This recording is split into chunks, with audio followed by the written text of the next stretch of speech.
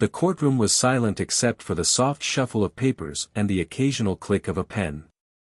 Clint Eastwood stood at the back, his tall frame looming over the rows of seats, his gray eyes scanning the room with the quiet intensity that had defined his career. He wasn't here to star in a film. This wasn't a movie set. This was real life, and this was the last place he expected to find himself. He'd never been much of a courtroom guy. Sure, he had played characters in law enforcement, his iconic roles as tough-as-nails detectives and no-nonsense sheriffs were embedded in film history. But today, Clint wasn't playing a part. He wasn't some fictional hero, he wasn't a man on the edge of justice. He was Clint Eastwood, just an ordinary guy, trying to get through an ordinary hearing. But nothing about this courtroom felt ordinary. A sharp voice broke the silence, cutting through the air with the force of a gavel. "Mr. Eastwood, is that really you?" The judge, a man in his late 50s with graying hair and an air of condescension that seemed permanently etched on his face, addressed Clint with a sneer. The courtroom stirred. It wasn't every day someone of Clint Eastwood's stature walked through the doors, but the judge's tone was dripping with mockery. Clint stood there for a moment, his expression unreadable. He had seen plenty of people try to challenge his authority over the years, on film and off. The judge's attempt to belittle him was nothing new. But this man didn't know who he was messing with. "You know, I thought you were taller on the screen," the judge continued, chuckling to himself. "Then again, Hollywood tends to exaggerate everything, doesn't it?" The courtroom rippled with nervous laughter. Clint's lips barely twitched. He wasn't here to make a scene, but the mockery grated on his nerves. He could feel the weight of every eye on him, waiting for a reaction. "Mr. Eastwood, any words of wisdom for the people in this room? Or should I just expect the same tired old act?" The judge smirked. He was clearly enjoying himself. Clint didn't flinch. He wasn't here to put on a show. This was no place for acting, and that wasn't Clint's style. He was here for a simple reason, to settle a matter that didn't need the theatrics. But there was something about the judge's attitude that made Clint's blood start to simmer. He was used to being disrespected in Hollywood, but when you're face to face with someone who wears their arrogance like a badge, it hits a little differently. The judge leaned back in his chair, crossing his arms, clearly waiting for Clint to break. The silence between them felt thick, almost suffocating. Clint's eyes flicked briefly to the gallery, his gaze meeting those of the people in the room. They were all watching now, waiting for him to respond, to throw a witty retort, to laugh it off. But Clint didn't give them that. He stood tall, his posture straight, his expression unwavering. "You don't know who you're dealing with, do you?" Clint said quietly, but the words seemed to hang in the air with a sense of finality. The judge's smirk faltered for a brief moment, but he quickly recovered. "Oh, I think I do, Mr. Eastwood. Or at least, I thought I did." At that moment, the tension in the room shifted. The judge's words hung there, like a challenge that Clint was not about to let pass. He took a slow step forward, the floor creaking under his boots, his presence now larger than life. The quiet murmur of the courtroom grew softer. Then, in a single, smooth motion, Clint reached into his coat pocket and produced a badge. Not just any badge. The USSS badge. A quiet gasp spread through the room, as if the collective air had been sucked out of the space. The judge's face drained of color as Clint flashed the emblem with the quiet confidence of someone who had been through far more than this pompous man could ever imagine. "You've heard of the United States Secret Service, right, Judge?" Clint's voice was low, his words deliberate. "Because that badge means more than all the mockery you can throw my way." The judge's bravado evaporated instantly. His eyes widened, and he stumbled over his words, trying to regain some semblance of control. You're not just an actor, Mr. Eastwood," he stammered, clearly rattled. I had no idea." Clint didn't give him the chance to continue. He tucked the badge back into his pocket with a calm efficiency, but the atmosphere had shifted. No one in the room dared speak, frozen by the sudden revelation. The judge was no longer the authority figure in the room, Clint was. The audience in the courtroom exchanged nervous glances, some unsure whether to remain quiet, while others seemed to almost hold their breath. Clint was far from the movie star people expected, and the judge was suddenly out of his depth. A tension-filled silence fell between them. Clint's eyes didn't leave the judge. There was no malice in his gaze, but the unspoken weight of the moment was clear. He wasn't looking for a confrontation, but he wasn't going to let anyone disrespect him either. "You should have done your homework before running your mouth," Clint said, his voice low but edged with an authority that no one could ignore. The judge shifted uncomfortably in his seat, trying to muster some kind of recovery. I apologize, Mr. Eastwood. I didn't." Clint raised a hand, silencing him with a single gesture. "We're done here, Judge." There was no anger in his voice, no desire for revenge. Clint wasn't the kind of person who sought to humiliate someone, but he also wasn't the kind of person who would let his honor be trampled upon in public. This was a quiet reminder that Clint Eastwood, whether in a courtroom or a movie set, was a man who commanded respect. With a final glance at the judge, Clint turned toward the exit. He had come here for something simple, and now it was time to leave. The case? It didn't matter anymore. But the message was clear. "You've just crossed the line," Clint murmured to himself, as he walked out of the courtroom, leaving behind a stunned silence in his wake. Hit subscribe and leave a comment with where you're watching from. This story might just spark a new beginning. What's one thing that always pushes you forward, even when things get tough? Clint Eastwood's life had never been one for the faint-hearted. His career had spanned decades, not just in Hollywood but in ways that most people never even knew. Clint had walked through the dust of western towns, stared down criminals with his cold eyes, and brought justice to life on screen. But there was more to him than the characters that had made him an icon. He wasn't just the man who squinted through the lens of a revolver, he was also a man who had lived through real danger, real sacrifice, and had long since left his true legacy behind the spotlight. Clint had started out with dreams, like everyone else. Raised in the small town of San Francisco during the 1930s, Clint learned early that life could be tough. His family wasn't rich, but they had enough. The Eastwoods were a simple family, working class, just trying to make it day by day. Clint had spent his youth playing sports, taking odd jobs, and figuring out what kind of man he wanted to be. He never dreamed that someday he would become one of the most recognizable figures in the world, let alone someone who would find himself in courtrooms across America, not as an actor, but as someone deeply involved in the nation's security. Before Hollywood, Clint had enlisted in the U.S. Army during the Korean War. It was during his time in the service that Clint learned what it meant to be disciplined, to survive when everything seemed to be stacked against him. His experiences in the military weren't something he often spoke about. Clint was a man of few words, especially when it came to his past. But those years had shaped him into someone who understood both authority and the need to stand up for what was right, even if it meant fighting for it. By the time Clint found his way to Hollywood, he wasn't a stranger to the tough life. He had worked as a swimming pool lifeguard, tried his hand at a variety of jobs, and finally found himself in the film industry. It wasn't an easy transition. Clint wasn't the classic pretty boy that filmmakers were looking for back then. But he had a presence, a certain intensity, and a deep calm that stood out on screen. His breakout role came when he was cast as the man with no name in Sergio Leone's Dollars trilogy of westerns. It wasn't glamorous work, but it was a beginning, a start that would later redefine the western genre and introduce Clint to the world. With each film, his reputation grew, and before long, he wasn't just an actor, he was Clint Eastwood, the cowboy, the vigilante, the tough guy who never backed down. But Clint was more than just his on-screen persona. Behind the scenes, he was also an accomplished director, a man who understood the art of storytelling from both sides of the camera. He knew how to craft a moment, how to pull emotions from an audience with a glance, a gesture, or a single line of dialogue.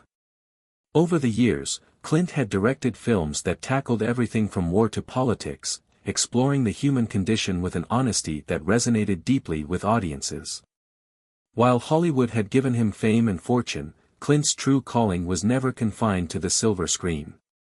There were stories about Clint Eastwood in law enforcement circles, rumors of his involvement with various agencies, but the details were always vague, never confirmed, and most people assumed they were part of his larger-than-life persona. However, Clint knew that he was more than just an actor. He had done more, seen more, and experienced things that most people could never imagine. Years ago, he had been recruited for a covert role with the United States Secret Service. The mission had been hush-hush, one of those things that couldn't be disclosed, not even to the press.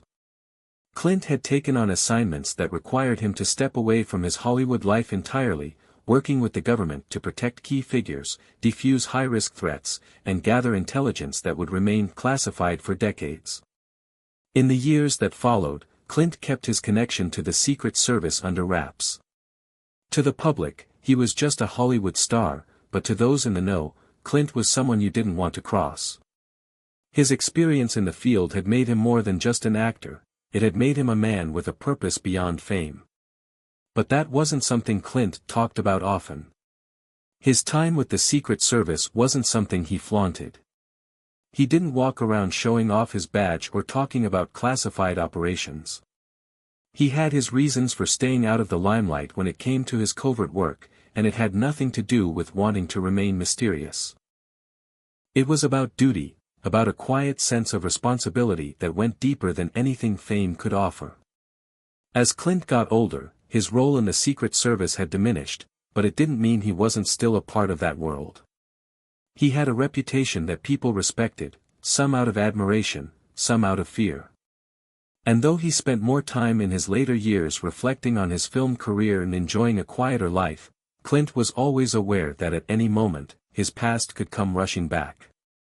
That past, as it turned out, was coming back now. Standing in that courtroom, Clint felt the weight of it press against him, but he didn't show it.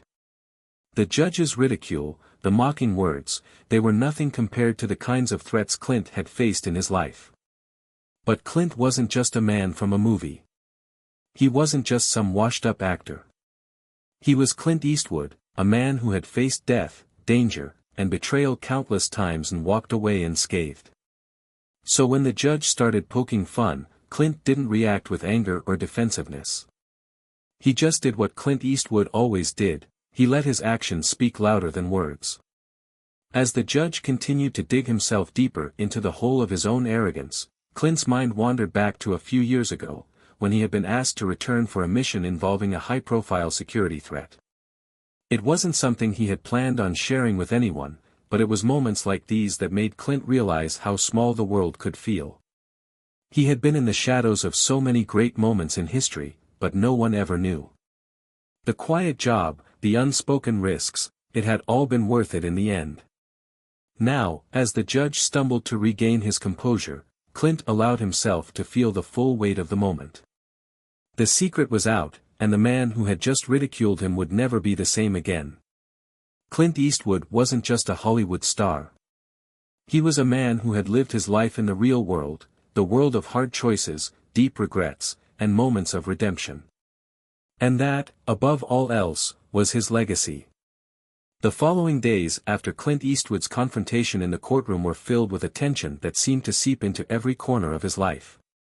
He hadn't expected the incident to gain so much attention, but of course, when Clint Eastwood does anything, the world tends to take notice. The media was abuzz with headlines about his brief appearance in the courtroom, and more importantly, the dramatic reveal of his United States Secret Service badge. The mockery from the judge, and Clint's swift response, had the tabloids salivating, and soon, the story spread far and wide, far beyond the courthouse. Despite the media frenzy, Clint didn't give much thought to the press. He didn't need the attention, he had enough of it over the years to know how quickly it could turn into a circus. But there was something different this time, something he couldn't shake off. The unexpected tension in the courtroom had uncovered something deep within him, something he had long buried beneath years of acting, directing, and the public persona he had carefully cultivated. But Clint wasn't a man who liked to dig too deep into his feelings. He had spent a lifetime keeping his emotions close, locking them behind a wall of resolve. If the incident had been a mere blip, something he could easily forget, Clint might have been able to dismiss it entirely. But it wasn't. The judge's words, the mockery, felt like an affront to everything he had fought for. It wasn't just about his career, it was about the work he had done behind the scenes, the respect he had earned from those who knew him. The respect he expected from everyone. Yet, what haunted him more than anything was how easily the judge had dismissed him. It wasn't just a passing comment, it was a challenge to his character, to his legacy. And Clint Eastwood wasn't the kind of man who let challenges slide. He hadn't stayed silent for so many years only to be reduced to a punchline in a courtroom. The rising tension wasn't just about the press or the ridicule. It was personal. Clint's sense of justice, honed over decades of playing characters who brought criminals to their knees, had been ignited.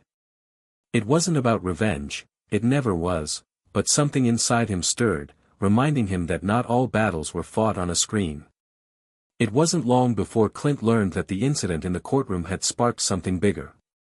The judge's words weren't just an isolated moment of ridicule, they had caught the attention of some very powerful people. Unbeknownst to Clint, the judge, an ambitious man looking to make a name for himself in the legal world, had connections far beyond the courtroom.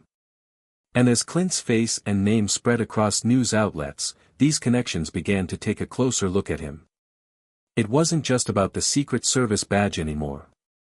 It was about the hidden world Clint had lived in, an underworld that most people didn't even know existed. And now, because of that moment in court, Clint was about to be pulled back into a world he had hoped to leave behind. A few days after the media storm died down, Clint received an unexpected call. It was a number he didn't recognize, but there was no mistaking the voice on the other end.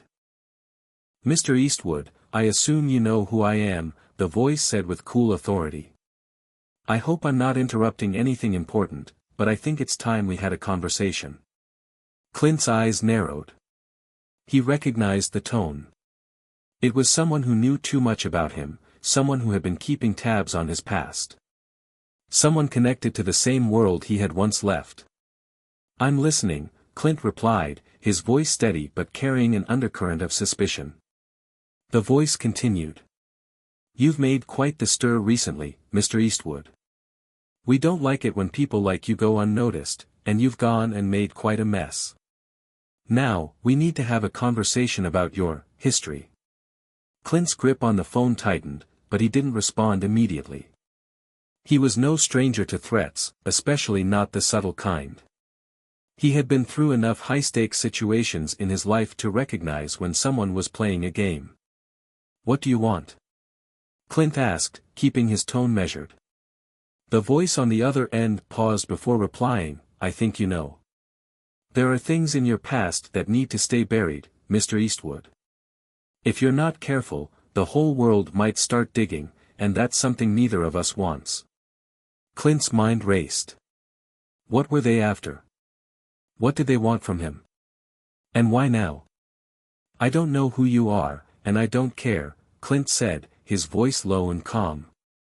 "But if you think I'm going to be intimidated by you or anyone else, you're wrong. I'm done with all this cloak and dagger nonsense. So if you've got something to say, say it." There was a long silence before the voice responded. "Very well. But remember, Mr. Eastwood, every action has a consequence. You might not think this is your problem, but you've just unleashed a storm. And it's one that will find you, whether you like it or not." Clint ended the call without saying another word, but the unease lingered. He had been in dangerous situations before, but something about this felt different. It wasn't just a threat, it was a warning. Clint walked over to his window, looking out at the sprawling city below. The world seemed quiet, peaceful even. But he knew that peace could be shattered in an instant. The storm was coming, and there wasn't a thing Clint could do to stop it. He had lived through too many battles to believe that anything could stay hidden forever. But Clint had never been one to back down from a challenge. And if this storm was coming, he would face it head-on. The only question now was how deep the storm would go, and who would be left standing when the dust settled. As Clint Eastwood sat in the solitude of his home, he couldn't shake the feeling that his past had come knocking on his door, demanding attention. For years, he had kept his history hidden in the shadows, his time with the Secret Service, the covert operations, the high-stakes security measures. It wasn't that he was ashamed of it. No, it was a part of who he was. But Clint had always believed in keeping his past separate from his present. He had chosen to let it stay in the rearview mirror, content to let the public remember him as the tough cowboy and legendary director. He hadn't signed up for a life under a microscope again. And yet, here he was, dragged back into the heart of it. The phone call had left him rattled, but Clint didn't do rattled. He had a knack for keeping his composure, especially when faced with challenges. He thought back to the mission that had brought him into the world of the U.S. Secret Service. It had been a quiet operation, the kind of thing that most people never knew about. Clint had been asked to step in because of his unique set of skills, his ability to blend in, to become invisible when necessary. They needed someone who was capable of staying in the background but also could act decisively when the situation required it. At the time, Clint had been deep into his acting career, but the call had been impossible to ignore. There was a security threat that no one else had been able to deal with, and Clint was the one they trusted to handle it. He remembered the early days of his training for the role, learning how to protect high-profile individuals, how to assess threats, how to make split-second decisions that could change the course of someone's life. But what stuck with him most wasn't the action-packed moments he'd faced during those assignments. It was the quiet moments, sitting in a car for hours, waiting for something to happen, knowing that the smallest mistake could have deadly consequences. The weight of those decisions had followed him for years, and now, it seemed to have returned to haunt him. The more Clint thought about it, the more he realized that someone, somewhere, had taken notice of his past involvement, and now they were making sure it wouldn't stay buried much longer. A few days passed, and Clint could feel the pressure building. The media, initially buzzing over the courtroom incident, had moved on to other headlines, but the undercurrent of intrigue remained. But it wasn't just the press that Clint had to worry about anymore. The voice on the phone had hinted at something bigger, a network of powerful people with eyes on him, and their intentions were unclear. Whoever they weren't just threatening Clint's privacy, they were threatening something deeper. Clint had his suspicions, but he needed answers.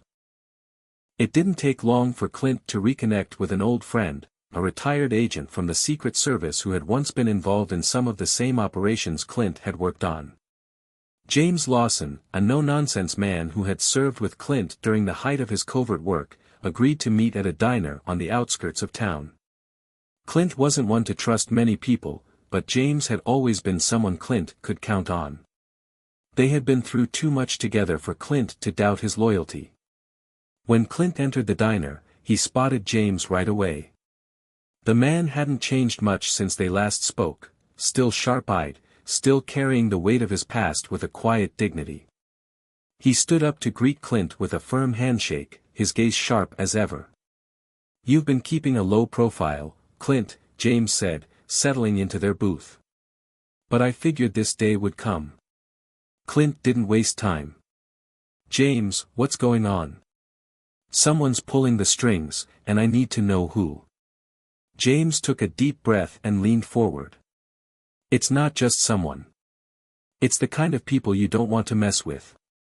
I've been hearing rumors about a shadow operation that's been running for years, long before you ever walked into Hollywood. These people, they've got power, Clint. More power than you realize. And they don't forget people who've crossed them." Clint furrowed his brow. "I didn't cross anyone. I did my job, and I moved on. I've stayed out of that world for years." James shook his head. "Doesn't matter. You were involved, and to them, that's enough. They don't like loose ends, and I'm afraid you're one of them." Clint's mind began to race. He had always known there was more to his past with the Secret Service than anyone could ever know. But to hear it from James, to know that his old life was still being tracked, it sent a chill down his spine. "So what do we do now?" Clint asked, his voice low and steady. James hesitated. "We need to find out who's pulling the strings. But I'm telling you, Clint, you need to be careful. This isn't just some threat you can brush off. These people will go to extremes to make sure their secrets stay hidden. They'll use anyone they need to, even if it means coming after you." Clint nodded, the weight of the situation pressing down on him.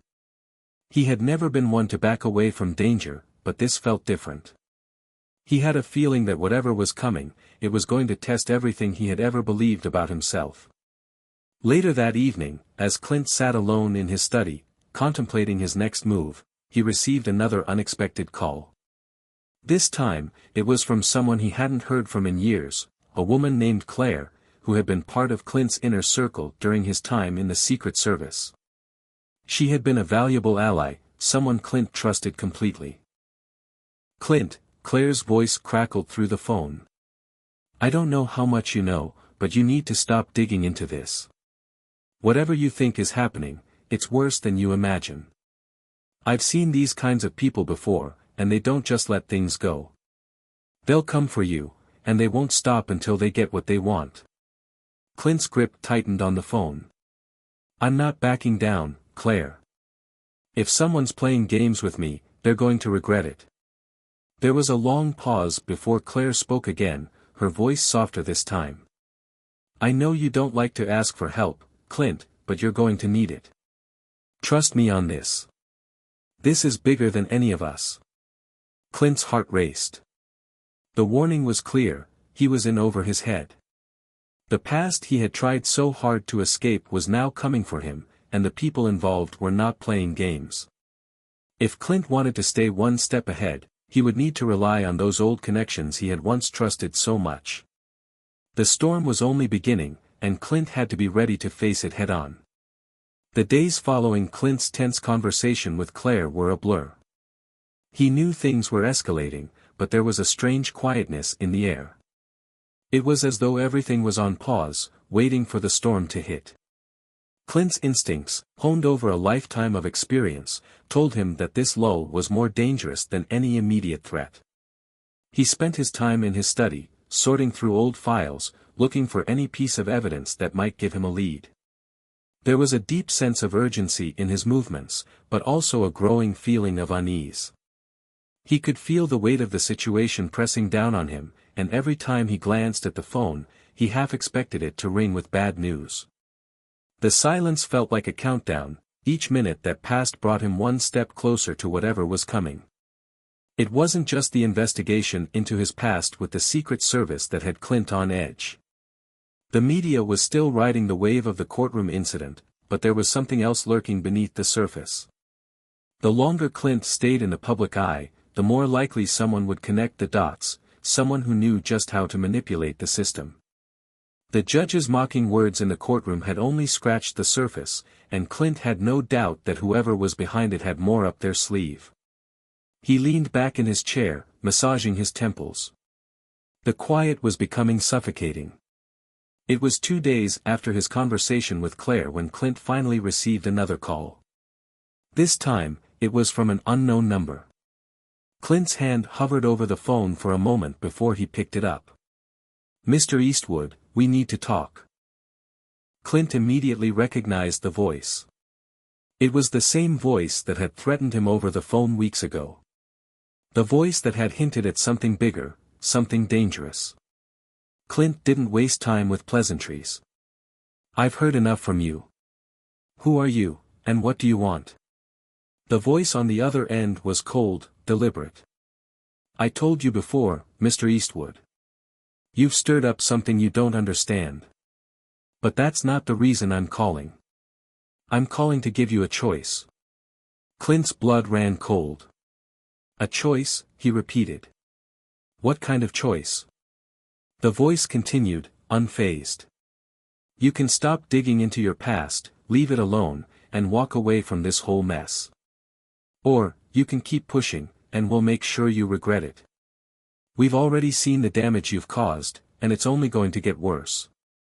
The people involved are far more powerful than you think, Clint. You can't win this." Clint's jaw tightened. The same warnings, the same threats. He was no stranger to being pushed to his limit, but this time, it felt different. This wasn't just a random threat, it was something far more organized. Whoever was behind this had resources, influence, and patience. They weren't acting out of desperation. No, they were playing a long game. "You don't know me very well," Clint said, his voice low, but steady. "I don't back down from threats. You can try to scare me all you want, but it won't work." There was a moment of silence before the voice responded, almost mockingly, "We'll see about that. You've made your choice, Mr. Eastwood. Just remember, every choice has consequences." The call ended abruptly, leaving Clint with a deep sense of foreboding. Whoever these people were, they weren't bluffing. And they were watching his every move. Clint didn't have time to waste. He knew what he had to do, and it wasn't about sitting back and waiting for them to come for him. It was time to take control of the situation, to strike first before they had the chance to corner him. He called James Lawson again, this time with a sense of urgency in his voice. "James, we need to meet. I'm not waiting around for this to escalate any further. We need to find out who's behind all of this, and we need to do it fast." James agreed, and they arranged to meet in a secluded location. Clint wasn't sure how much he could trust James. After all, anyone could be working an angle in a situation like this, but right now, he didn't have many other options.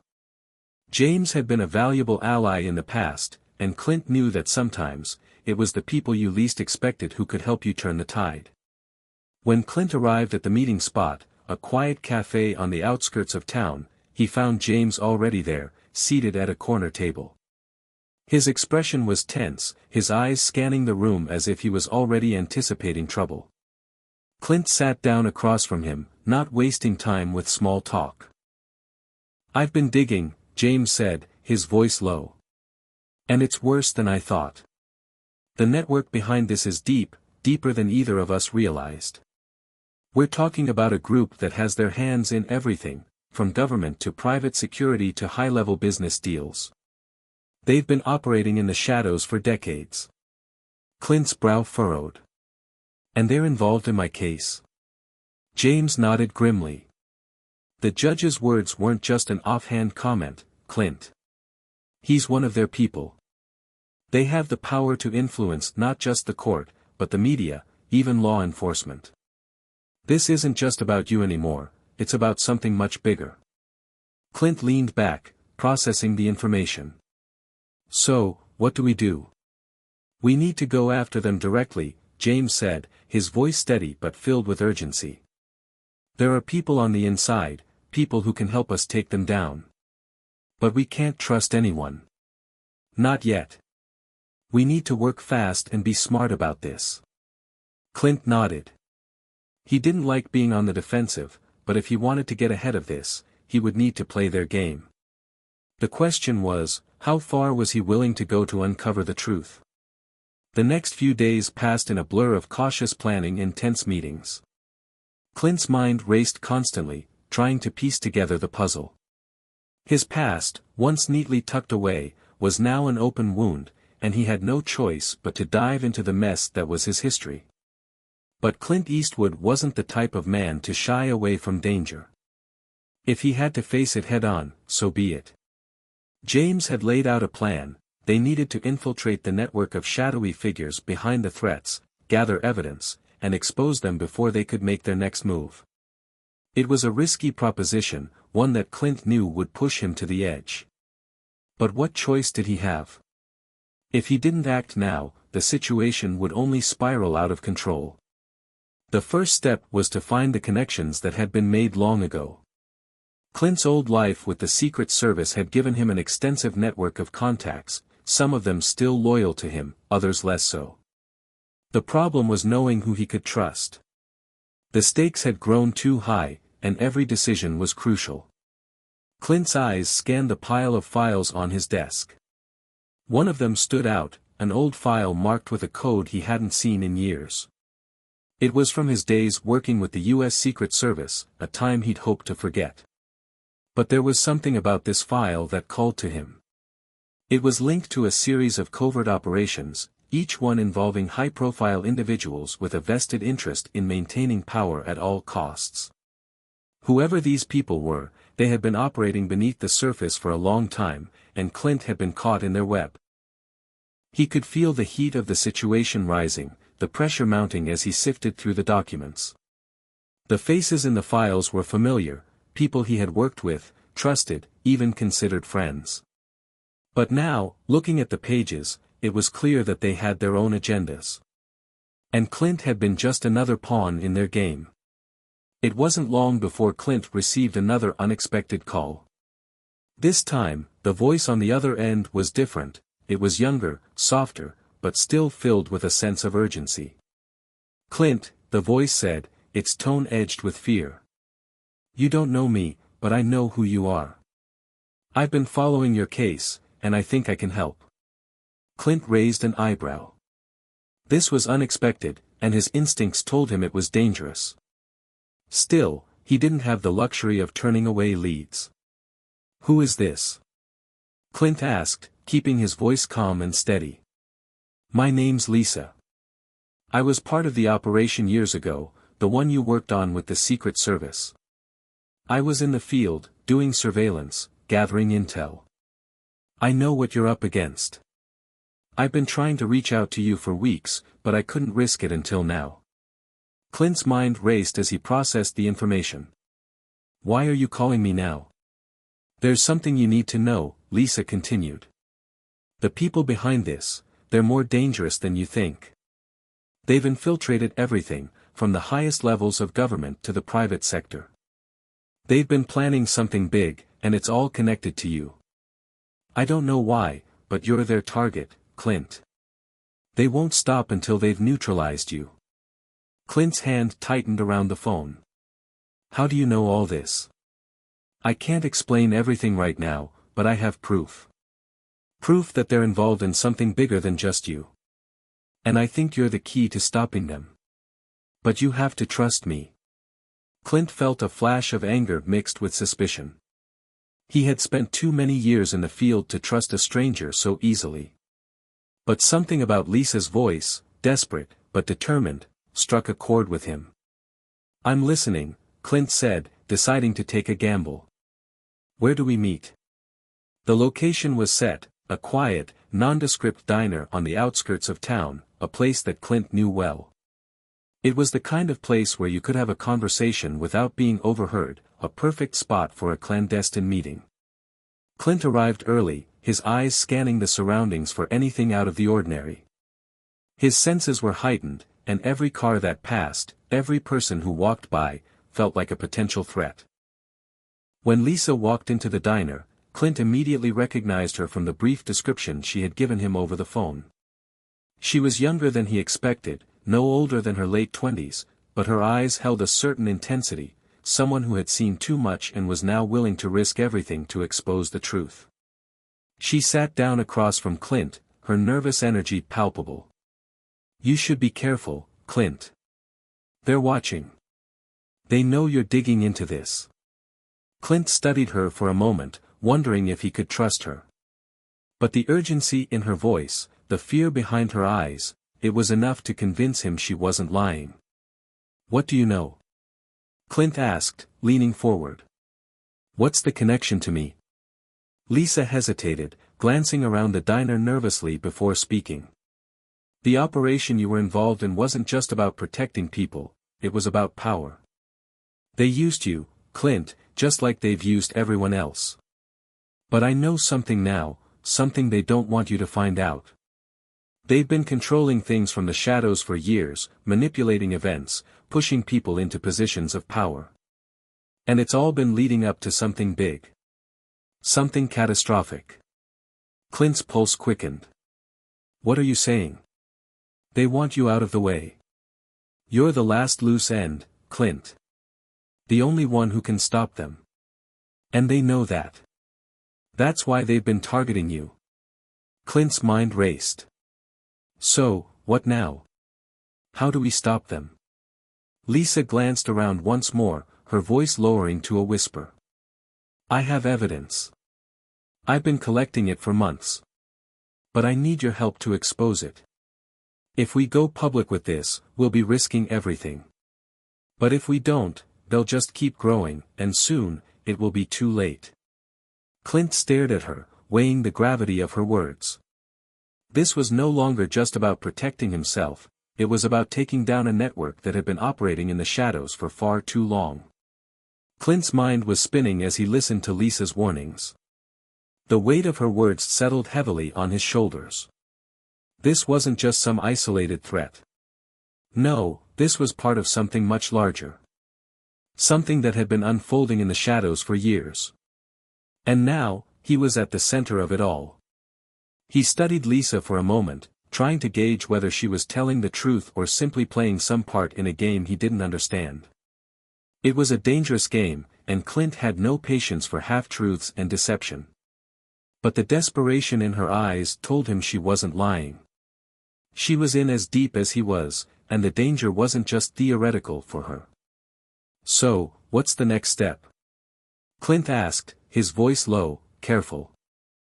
Lisa leaned in closer, her voice dropping to a whisper. We need to meet with a few people who have been working against them from the inside. They can help us get the information we need. But Clint, she paused, looking over her shoulder to make sure no one was listening, we can't trust anyone fully. Even the people who want to help may be compromised. We have to keep our guard up, every minute. Clint's mind raced. He'd always worked with a sense of caution, always trusted his gut, but this was different. He was going to need every ounce of his experience and instincts to navigate the path ahead. Who are these people? Clint asked. They're former agents, people who were once part of this operation but left and they realized how far it had gone. Some of them have gone underground to stay safe. They're all we've got left. Clint nodded, his mind already processing the next steps. He wasn't about to sit idly by while a conspiracy this massive unfolded. If Lisa was right, and Clint had no reason to believe otherwise, they were about to go up against some of the most dangerous individuals in the world. But Clint Eastwood wasn't intimidated by danger. He thrived in it. And he was ready to fight back. The next few days were filled with planning and cautious movements. Clint and Lisa met with a few of the former agents she had contacted, each one more wary than the last. No one wanted to take risks, and no one trusted easily. But slowly, they began to piece together a clearer picture of the web they were trying to untangle. The operation Clint had once been a part of, which had seemed so straightforward at the time, was now revealed to be something far more insidious. It wasn't just about protecting the country from threats, it was about consolidating power and control, manipulating events to suit the desires of a small group of powerful individuals. They had been running the show from the shadows, pulling strings from behind the scenes. And Clint, in his role with the Secret Service, had been an unwitting participant. That revelation was a bitter pill to swallow, but it only strengthened Clint's resolve. He wouldn't let these people get away with it. He wouldn't let them destroy everything he had worked for. One night, as Clint and Lisa sat in his office, going over more of the files, Clint's phone rang. He glanced at the screen, the number unfamiliar. His gut instinct told him this wasn't a call he wanted to take, but he answered anyway. Clint, the voice on the other end was smooth, almost too smooth. I hope I'm not interrupting anything important. Clint's jaw tightened. He recognized the voice immediately. It was the same man who had threatened him weeks ago. The man who seemed to know everything about Clint's life, his past, and now, his present. What do you want? Clint asked, keeping his voice steady. I think you know, the voice replied. You've been digging where you shouldn't, Clint. And I'm afraid that's going to cost you. We've been patient, but your time is running out. Clint's grip tightened on the phone. You're making a big mistake. If you think I'll back down, you're wrong. There was a pause, then the voice chuckled. I don't think you understand, Clint. You're already in too deep. There's no turning back now. You've made your choice. And now, we'll make ours. The call ended abruptly, leaving Clint fuming with anger and frustration. But he knew this wasn't the time for emotion. He had to stay focused. The walls were closing in, and Clint was starting to feel like he was running out of time. The next day, Clint met with James Lawson again. It was time to start taking action. They couldn't wait any longer, too many people were in danger, too much was at stake. We need to get ahead of them, Clint said, his voice firm. We can't let them control the narrative any longer. We need to hit them where it hurts. James looked at him, skepticism written on his face. And you think we can do that? We're dealing with a group of people who've been running this operation for years. They've infiltrated every level of power. What makes you think we can take them down? Clint's eyes narrowed. Because I've been there before. I've taken down powerful men who thought they were untouchable. This isn't the first time I've fought against the odds. James hesitated, then nodded. All right. Let's do this. Clint's strategy was simple, go straight to the heart of the operation and expose them for what they were. It wouldn't be easy, and it wouldn't be quick, but it was the only way to stop them from causing any more harm. They started making calls, reaching out to the contacts they could trust. Each person they spoke to was more nervous than the last, but they all had one thing in common, fear. Fear of the people Clint was up against, fear of what would happen if they tried to take them down. But Clint wasn't afraid. He had been in worse situations before, and he knew how to navigate his way out of them.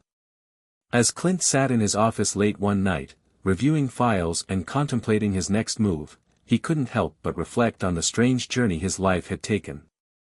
He had spent so many years protecting others, making tough decisions, standing tall in the face of danger. But now, it was his own life that was at risk. And yet, despite the fear, the threats, and the looming danger, Clint felt more alive than ever. He had nothing left to lose, and that gave him a power that his enemies would never understand. The days following Clint's conversation with James were filled with uncertainty. The sense of urgency had only intensified as they moved forward, gathering intelligence and reaching out to contacts, but something was still off.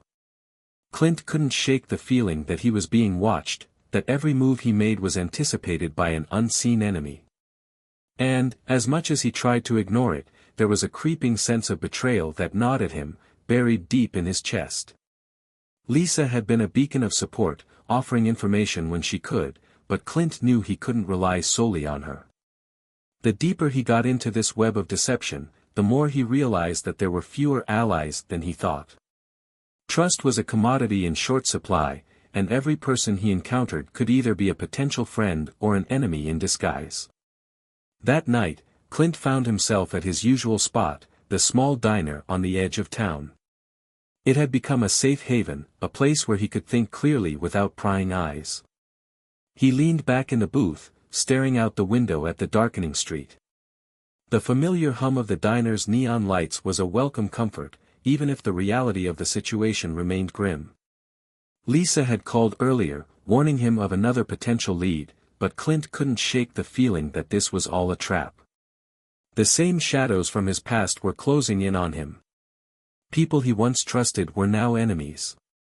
The line between friend and foe was blurring, and Clint needed to make sure he wasn't walking into a trap.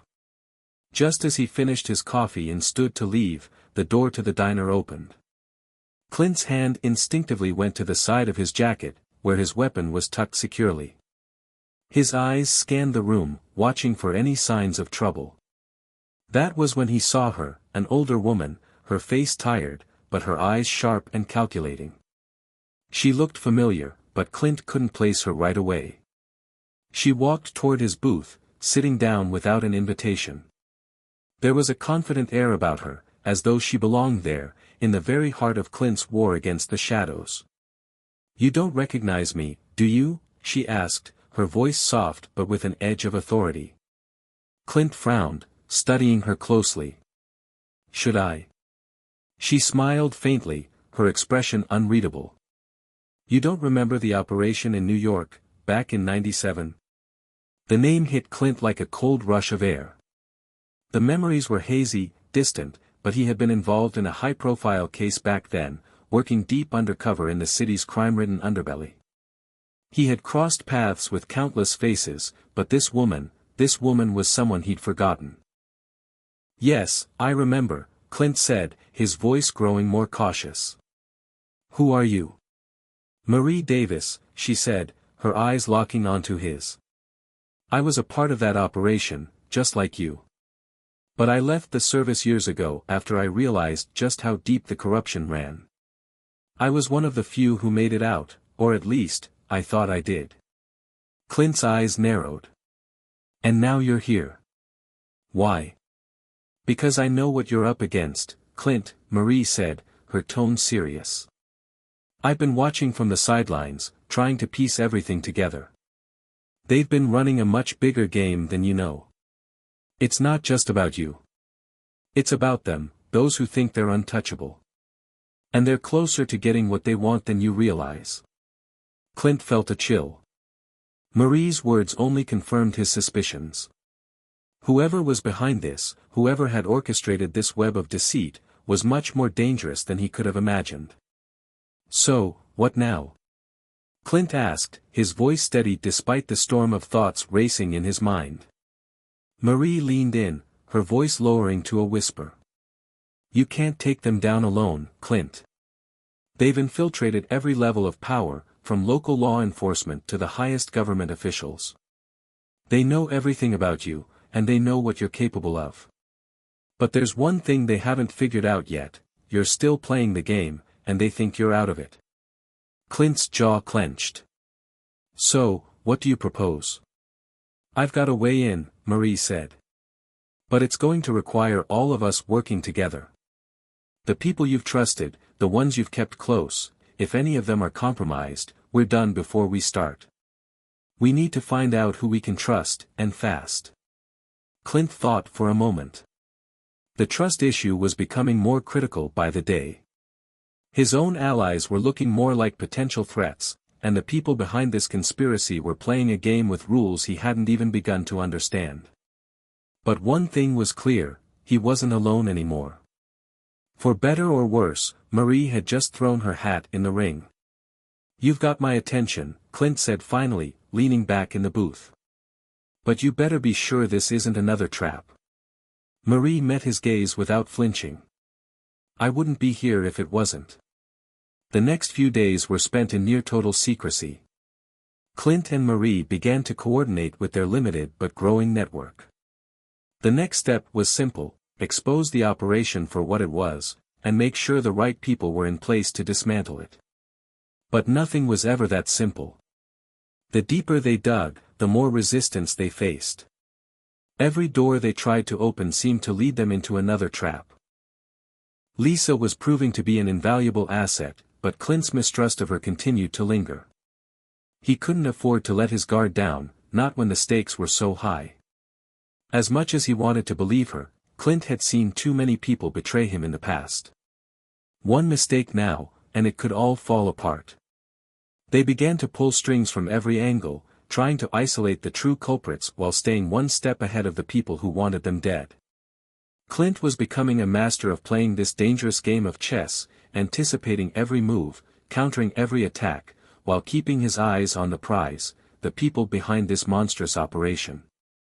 Clint's instincts were put to the test sooner than he expected. One night, as he was heading back to his apartment after a meeting, he sensed something wasn't right.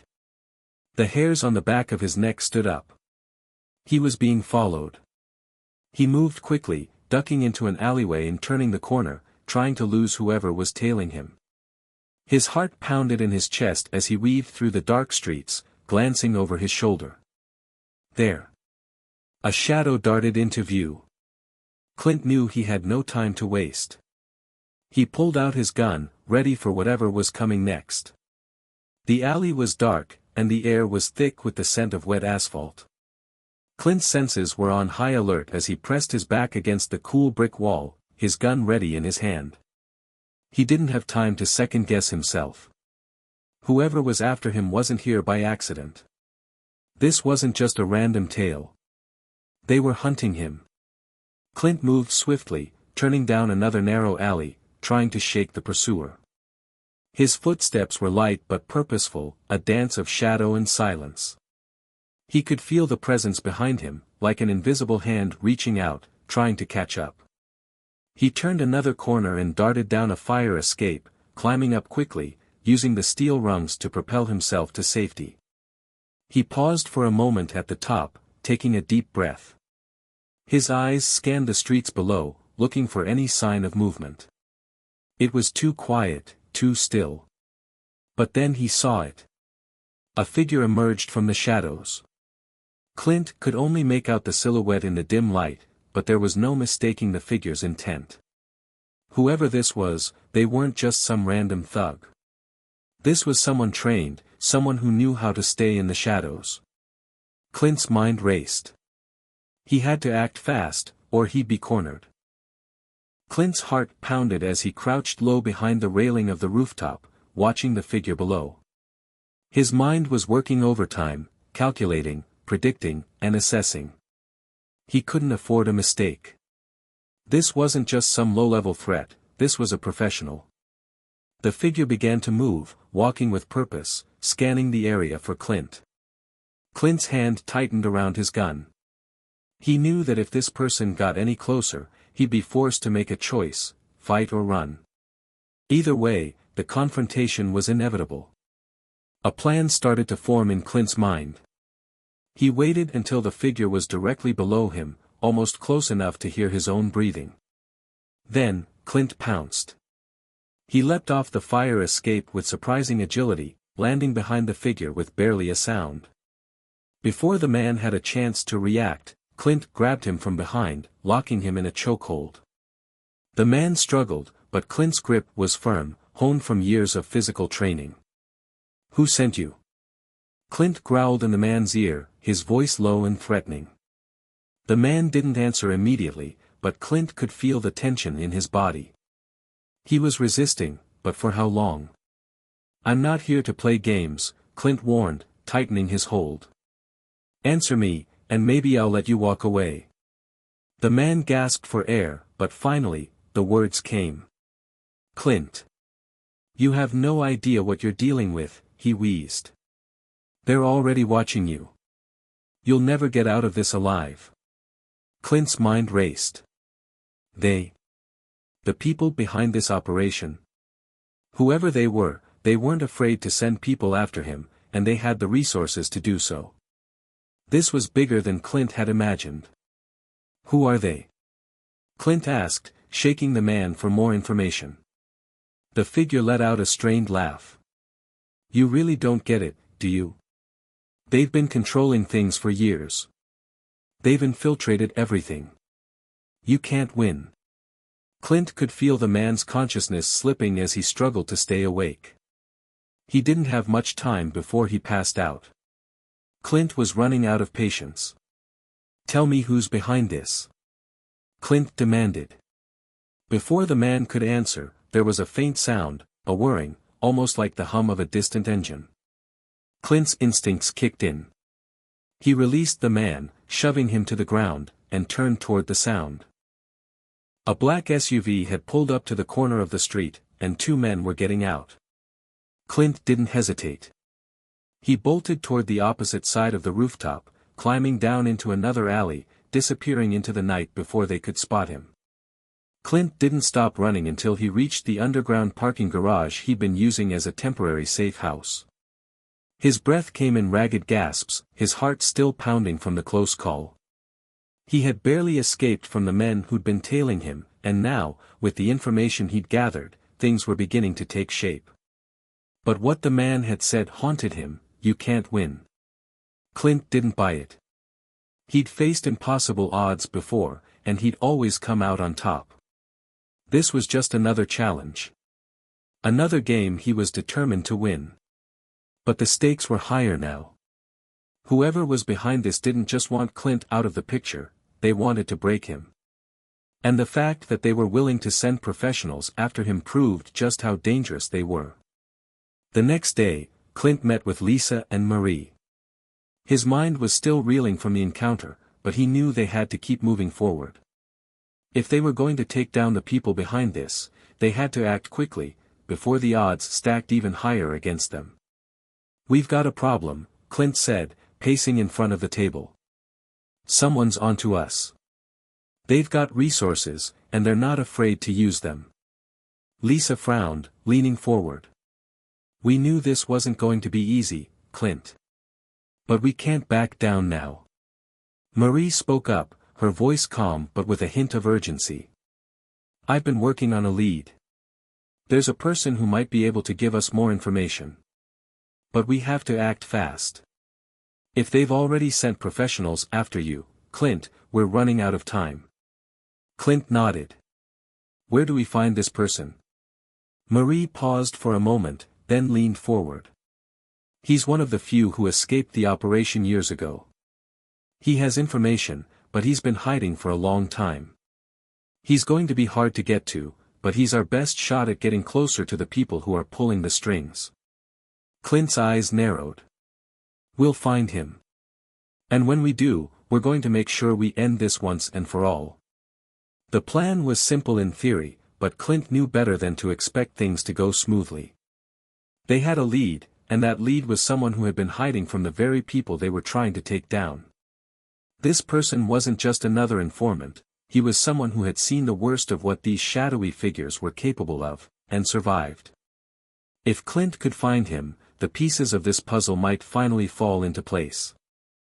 But it wasn't going to be easy. Marie had given them a name, Victor Cole, a man who had disappeared off the grid nearly a decade ago after being involved in the same operation Clint had worked on back in New York. He'd seen firsthand how deep the corruption went, and that was enough to make him a target. For years, there had been whispers about where he was, but no one knew for sure. He had become a ghost, and that made him all the more valuable.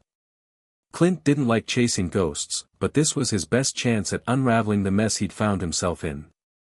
If Victor Cole had the answers, Clint had to find him before someone else did. Clint, Lisa, and Marie gathered at the makeshift base of operations in the abandoned warehouse, a place that had become their temporary headquarters. It wasn't glamorous, but it served the purpose of being under the radar. They were surrounded by monitors, maps, and files scattered across tables, each containing fragments of information they'd gathered so far. "I've reached out to a few of my old contacts," Marie said, her voice steady but filled with an urgency that Clint couldn't ignore. "None of them have heard from Victor in years, but there's a chance he's hiding in plain sight. We just need to figure out where." Clint nodded. "We don't have the luxury of time. Whoever's behind this operation is already making moves, and I can feel them closing in. We need to catch up." Lisa was already typing furiously on a laptop, searching through government databases and old criminal records. "I've found some leads. There was an encrypted phone call made from a burner phone a few months ago, supposedly from someone who matched Victor's description. It was routed through a few different cities, but one of the locations was right here in this state." Clint felt a spark of hope. This was the lead they needed. "Get us a location," Clint said. "We'll move out tonight." As the sun dipped below the horizon, the team gathered their gear and prepared to leave the warehouse. The car ride was tense, the weight of what was ahead hanging heavily in the air. Clint kept glancing at the rearview mirror, half expecting to see a black SUV tailing them. The people behind this conspiracy were always one step ahead, and they weren't afraid to use force to silence anyone in their way. "We'll be heading into some rough areas," Marie warned as they neared their destination. "Victor is smart. He knows how to hide, but he also knows how to fight back if he feels cornered. Be prepared for anything." Clint's hand instinctively went to the gun tucked under his jacket. His mind was sharp, every sense heightened. They weren't just looking for a man, they were walking straight into the lion's den. They arrived at an old industrial complex on the outskirts of the city, a place that looked like it had been abandoned for years. The large warehouse loomed ahead, its broken windows reflecting the orange glow of the setting sun. Clint motioned for Lisa and Marie to stay behind as he approached the building, moving silently through the shadows. Victor's name was a ghost, and Clint had learned long ago that ghosts didn't just disappear, they left traces behind. They had to find those traces before it was too late. The building was silent, too silent. Clint crept through the dimly lit hallways, his footsteps barely audible. The air was thick with dust and the smell of decay. He could hear his heart beating in his ears as he moved deeper into the complex, his eyes scanning every corner. It wasn't until he reached the far end of the building that he heard something, footsteps, soft and deliberate. He froze, pressing himself against the wall. His hand gripped the handle of his gun tightly as the sound of approaching footsteps grew louder. The moment the figure turned the corner, Clint sprang into action, tackling the person to the ground with a force that knocked the wind out of them. "Who are you?" Clint demanded, his gun pressed against the person's chest. The figure struggled beneath him, but Clint didn't relent. He needed answers, and he wasn't about to let anyone get away without them. "Easy," the figure wheezed, raising their hands in surrender. "I'm not your enemy. I'm here to help." Clint's eyes narrowed. The voice sounded familiar, but he couldn't place it. He stepped back slightly, allowing the person to sit up. The man before him was older than Clint remembered, but the eyes, those eyes were unmistakable. "Victor Cole?" Clint asked, his voice low. The man nodded slowly. "Yeah. The same." Clint's mind raced. He had found him. Now, he just needed to make sure that Victor was who he claimed to be. Clint stood over Victor, studying him carefully. "How do I know I can trust you?" Victor smirked, the ghost of a smile playing on his lips. "You don't. But you don't have much of a choice, do you?" Clint didn't respond right away, his eyes scanning the area to make sure they weren't walking into a trap. "You've been hiding from the people behind this for years. Why come out now?" "I didn't come out," Victor replied, his voice hardening. "You dragged me out. But you're right about one thing, you're not the only one who's been hunted." Victor paused, looking Clint directly in the eyes. "The people you're after, they're bigger than you think. They've had their hands in everything. Politics, law enforcement, business. They're untouchable, Clint. And I've seen firsthand what they can do." Clint's stomach churned. He had always known the enemy was powerful, but hearing Victor say it out loud made it all the more real. "So, what do we do now?" Clint asked, his voice grim. "We fight back," Victor said with quiet determination. "But we need to be smart about it. They've got eyes everywhere." Victor's words rang in Clint's ears as they formulated a new plan. This wasn't just about stopping an operation anymore. It was about taking down an entire network, one that had its claws deeply embedded in every facet of society. It was going to be their toughest fight yet, but Clint wasn't backing down. He never did. Hit subscribe and leave a comment with where you're watching from. This story might just spark a new beginning. What's one thing that always pushes you forward, even when things get tough? The old warehouse where Victor Cole had been hiding was now their base of operations. Clint, Victor, Lisa, and Marie sat around a makeshift table, piles of documents, maps, and old intel scattered before them. The shadows in the room were long, stretching as the fluorescent lights flickered above their heads. It wasn't much, but it was the safest place they had. Victor leaned forward, his eyes scanning the group, his voice steady but carrying the weight of years spent hiding from the very people Clint was now up against. "They've been operating in the shadows for decades," Victor began, his tone low and deliberate. "The people behind this, they're not just criminals or power-hungry corporations. They're pulling the strings in ways you can't even imagine. Everything you know about this country's power structure, there's a dark hand behind it all. Governments, military, business, nothing is off limits. Clint couldn't help but feel the weight of those words pressing down on him. Everything he had fought for, every mission he had survived, had led him to this moment. But this wasn't just a fight for justice anymore. It was a battle against an insidious force that had embedded itself too deep into the world. Who are they? Lisa asked, her voice cutting through the tension in the room. Victor hesitated for a moment, his eyes flickering to the door. They're known by a few different names. Some people call them the Collective. Others, the Syndicate. But the most dangerous thing about them is that no one knows who's really in charge. It's a network, built on influence and fear. And if you try to take them down, you become a target. Clint's jaw tightened.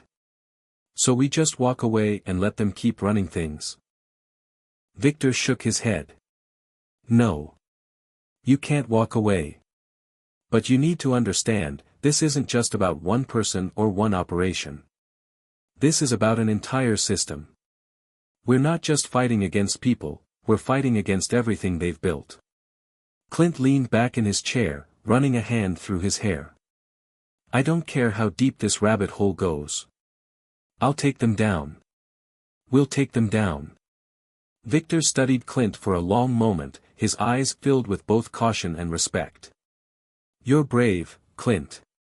But you'll need more than just bravery to bring them down. You'll need to be strategic. One wrong move, and you'll be dead before you can even blink. Clint's resolve hardened. Then we move smart. We start by finding who's at the top.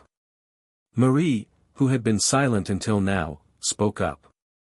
I've been digging into some of the people who've been involved in this operation. We might not know who's at the top, but there are a few key players we can target. If we get close enough, maybe we can start pulling the strings ourselves. Victor nodded. That's the approach you need. But remember, you're dealing with people who have eyes everywhere. You can't trust anyone. Not even the people who seem like they're on your side. The following days were a blur of planning, strategizing, and gathering intel. Victor's network of contacts, most of whom were still hiding in the shadows, provided crucial information. They had pinpointed their first target, Graham Sinclair, a former high-ranking government official who had ties to the Collective. He was the kind of man who had a hand in everything, from military contracts to political maneuvering. If they could take Sinclair out, it would send a clear message to the network.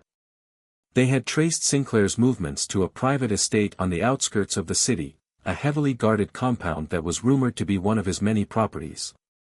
It was the perfect place for a man like him to hide in plain sight, surrounded by layers of security and loyal employees. But Clint wasn't intimidated.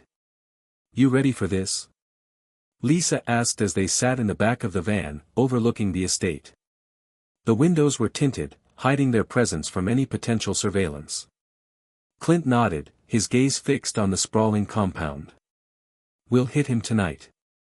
Quiet and fast. No mistakes.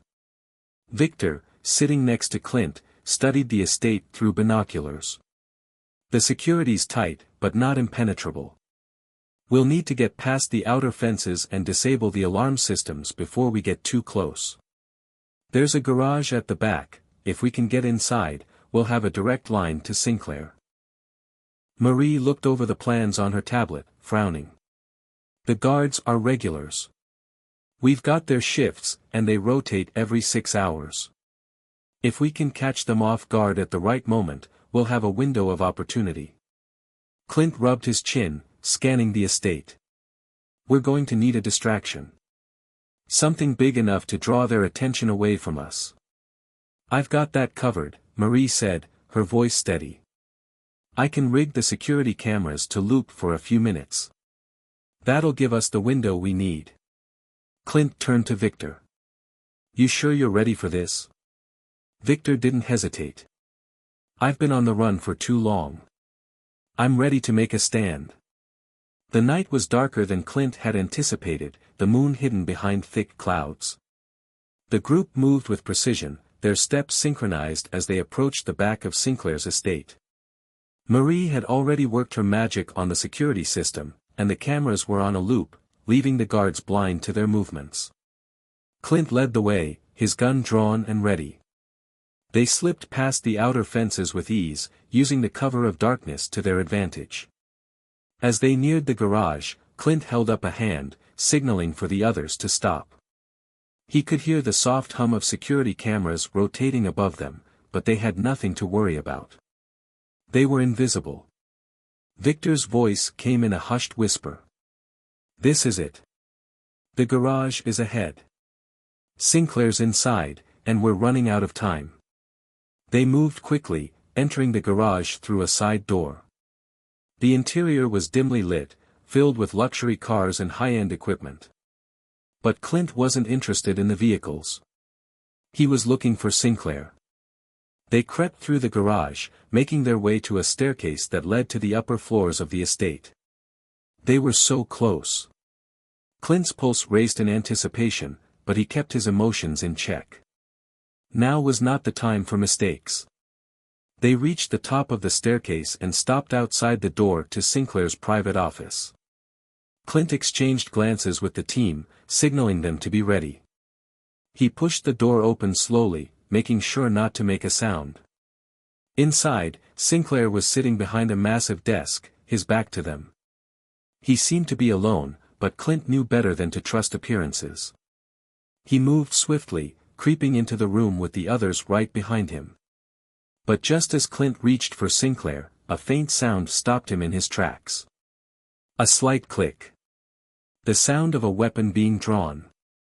Sinclair turned slowly, a smirk playing on his lips. "You thought you could take me down that easily?" Clint froze. Sinclair wasn't alone. Clint's heart skipped a beat, but he didn't move a muscle. The gun that Sinclair had drawn glinted in the dim light of the room. Sinclair's smirk was the only thing that betrayed the calm in his demeanor, like a predator savoring the moment before the kill. "You really thought you could get me, didn't you?" Sinclair's voice was smooth, almost mocking. "Do you really think you're the first to try?" Clint didn't answer immediately. He studied Sinclair carefully, keeping his breathing steady. The man was surrounded by high-end furniture, and everything about the room screamed power: expensive artwork on the walls, a grand mahogany desk that looked more like an altar to his ego than a functional work surface. "You're not the first," Clint finally said, keeping his voice level. "But I'll be the last." Sinclair chuckled darkly, still not moving. "You're bold, Clint. I'll give you that. But you're not in control here. You've walked right into my trap." Clint's eyes flickered around the room. He'd been too focused on the target to notice the other people hiding in plain sight. The guards were already on their way, no doubt alerted by some silent alarm that Sinclair had activated the moment they stepped inside.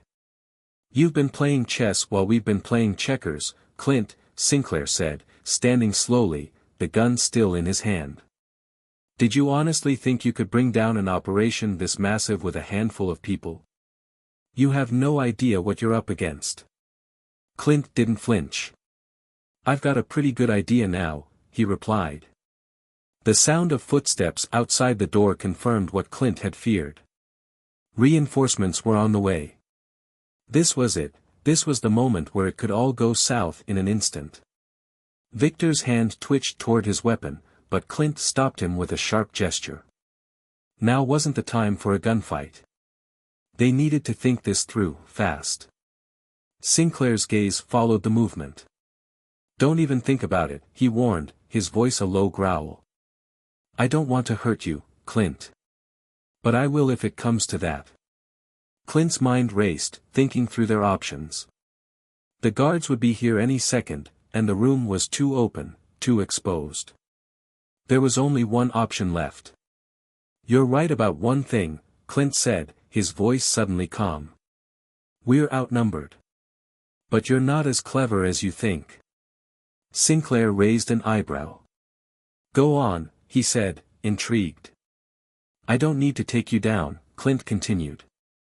"But if you don't get your guards under control, we're all going to have a big problem." Victor exchanged a glance with Clint, and they both understood the unspoken message: create chaos. If they could throw Sinclair and his guards off balance, they'd have a chance.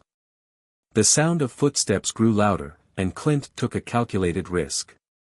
He reached into his jacket, pulling out a small grenade, non-lethal, but enough to disorient the entire room for a few crucial seconds. He tossed it toward the far side of the room, and the sound of it hitting the floor was enough to catch everyone off guard. "Take cover!" Sinclair yelled, his gun now trained on Clint. The grenade detonated with a high-pitched hiss, releasing a thick cloud of smoke that filled the room. In the chaos, Clint didn't hesitate. He dove forward, tackling Sinclair to the floor, knocking the gun from his hand. "Get on the floor!" Clint shouted as he pinned Sinclair down, his grip firm. "This isn't over yet." The room was spinning with the smell of smoke and confusion, but Clint didn't lose focus. He could hear the guards scrambling outside, shouting orders. They had seconds, maybe less. In the midst of the smoke, Clint felt a pair of hands grab at him. He reacted instinctively, elbowing one of the guards in the ribs before flipping him onto his back. Victor wasn't far behind, his movements sharp and calculated, knocking out another guard with a swift punch. But the odds were still stacked against them. They had to make it out of here, alive, and they needed Sinclair alive to help them expose the network. That meant getting him to talk. "You don't want to do this," Sinclair said through gritted teeth, still struggling under Clint's weight. "You think I'm the one who's controlling everything? You have no idea what you're dealing with." Clint wasn't fooled. He knew that Sinclair wasn't the mastermind, he was a puppet, just like so many others who'd sold their souls for power. But he needed information, and he wasn't about to let Sinclair off the hook. "You're going to tell me everything you know," Clint said, his voice low and threatening. Sinclair glared at him. "You think I'll just hand you the keys to the kingdom? You think I'll just fall in line because you showed up with a gun? I don't need you to fall in line," Clint shot back. "I need you to give me names. I need you to tell me who's behind all of this." Sinclair laughed bitterly, his eyes flashing with defiance. "You really think you're the first person to come after them? You think you can destroy this empire with a handful of bullets?" Clint's grip tightened on Sinclair's arm. "I don't need to destroy the empire. I just need to take out the leaders, one by one. And you're going to help me with that." The sound of footsteps outside the room intensified. More guards were coming, and Clint knew they didn't have much time. He needed to get Sinclair to talk, now. "If you want to stay alive, you'll tell me who's behind this," Clint pressed, his voice sharp and unwavering. Victor was standing near the door, peeking out from the edge of the smoke. "Clint, we've got company. We need to move. Now." Clint didn't hesitate. He had to make a decision, now or never. Clint stood, dragging Sinclair to his feet and keeping the gun aimed at him as they moved toward the back door. The guards were close, but Clint knew the layout of the estate. If they could make it to the garage, they had a chance. They dashed through the smoky haze, making their way to the back of the estate. Victor and Lisa were already in motion, clearing the way. As they reached the garage, the sound of gunfire rang out, but Clint and his team were already inside the vehicle, tires screeching as they tore out of the compound. They had made it out, but at what cost? Clint looked at Sinclair, who was still struggling against the ropes tying him down. "You're going to help us," Clint said coldly. "And if you don't, well, let's just say you'll regret it." The car sped through the streets, tires screeching as Clint pushed the vehicle to its limits. The night air felt heavy, thick with the tension of what had just happened. Inside the car, the group was silent except for the sound of their rapid breathing. Sinclair was still bound in the back seat, his hands tightly tied, but he was glaring out the window, clearly seething with anger. "Keep driving," Clint ordered, his voice sharp. He wasn't in the mood for conversation. They had what they needed from Sinclair, for now. But the truth of what they had just uncovered was starting to settle like a stone in his stomach. They weren't just fighting criminals anymore. They were going up against something much bigger. Victor sat next to Clint in the front seat, his face unreadable. He'd been through more dangerous situations than Clint could count, but even he seemed to sense that things were escalating beyond what any of them had anticipated. "We're not safe," Victor said quietly, his eyes scanning the rearview mirror. "They'll be after us, and they'll be coming hard." Clint nodded grimly. "I know. But if we want to take them down, we have to keep moving. We can't stop now." Marie, sitting beside Sinclair in the back seat, shot him a glance. "You've got what you wanted. But don't think for a second that we're going to let you off the hook. You're going to tell us everything." Sinclair's eyes narrowed at her, but he didn't say a word. Clint didn't blame him. The man had a lot to lose, and he wasn't the type to give up information easily. But Clint wasn't asking for a favor. He was demanding answers.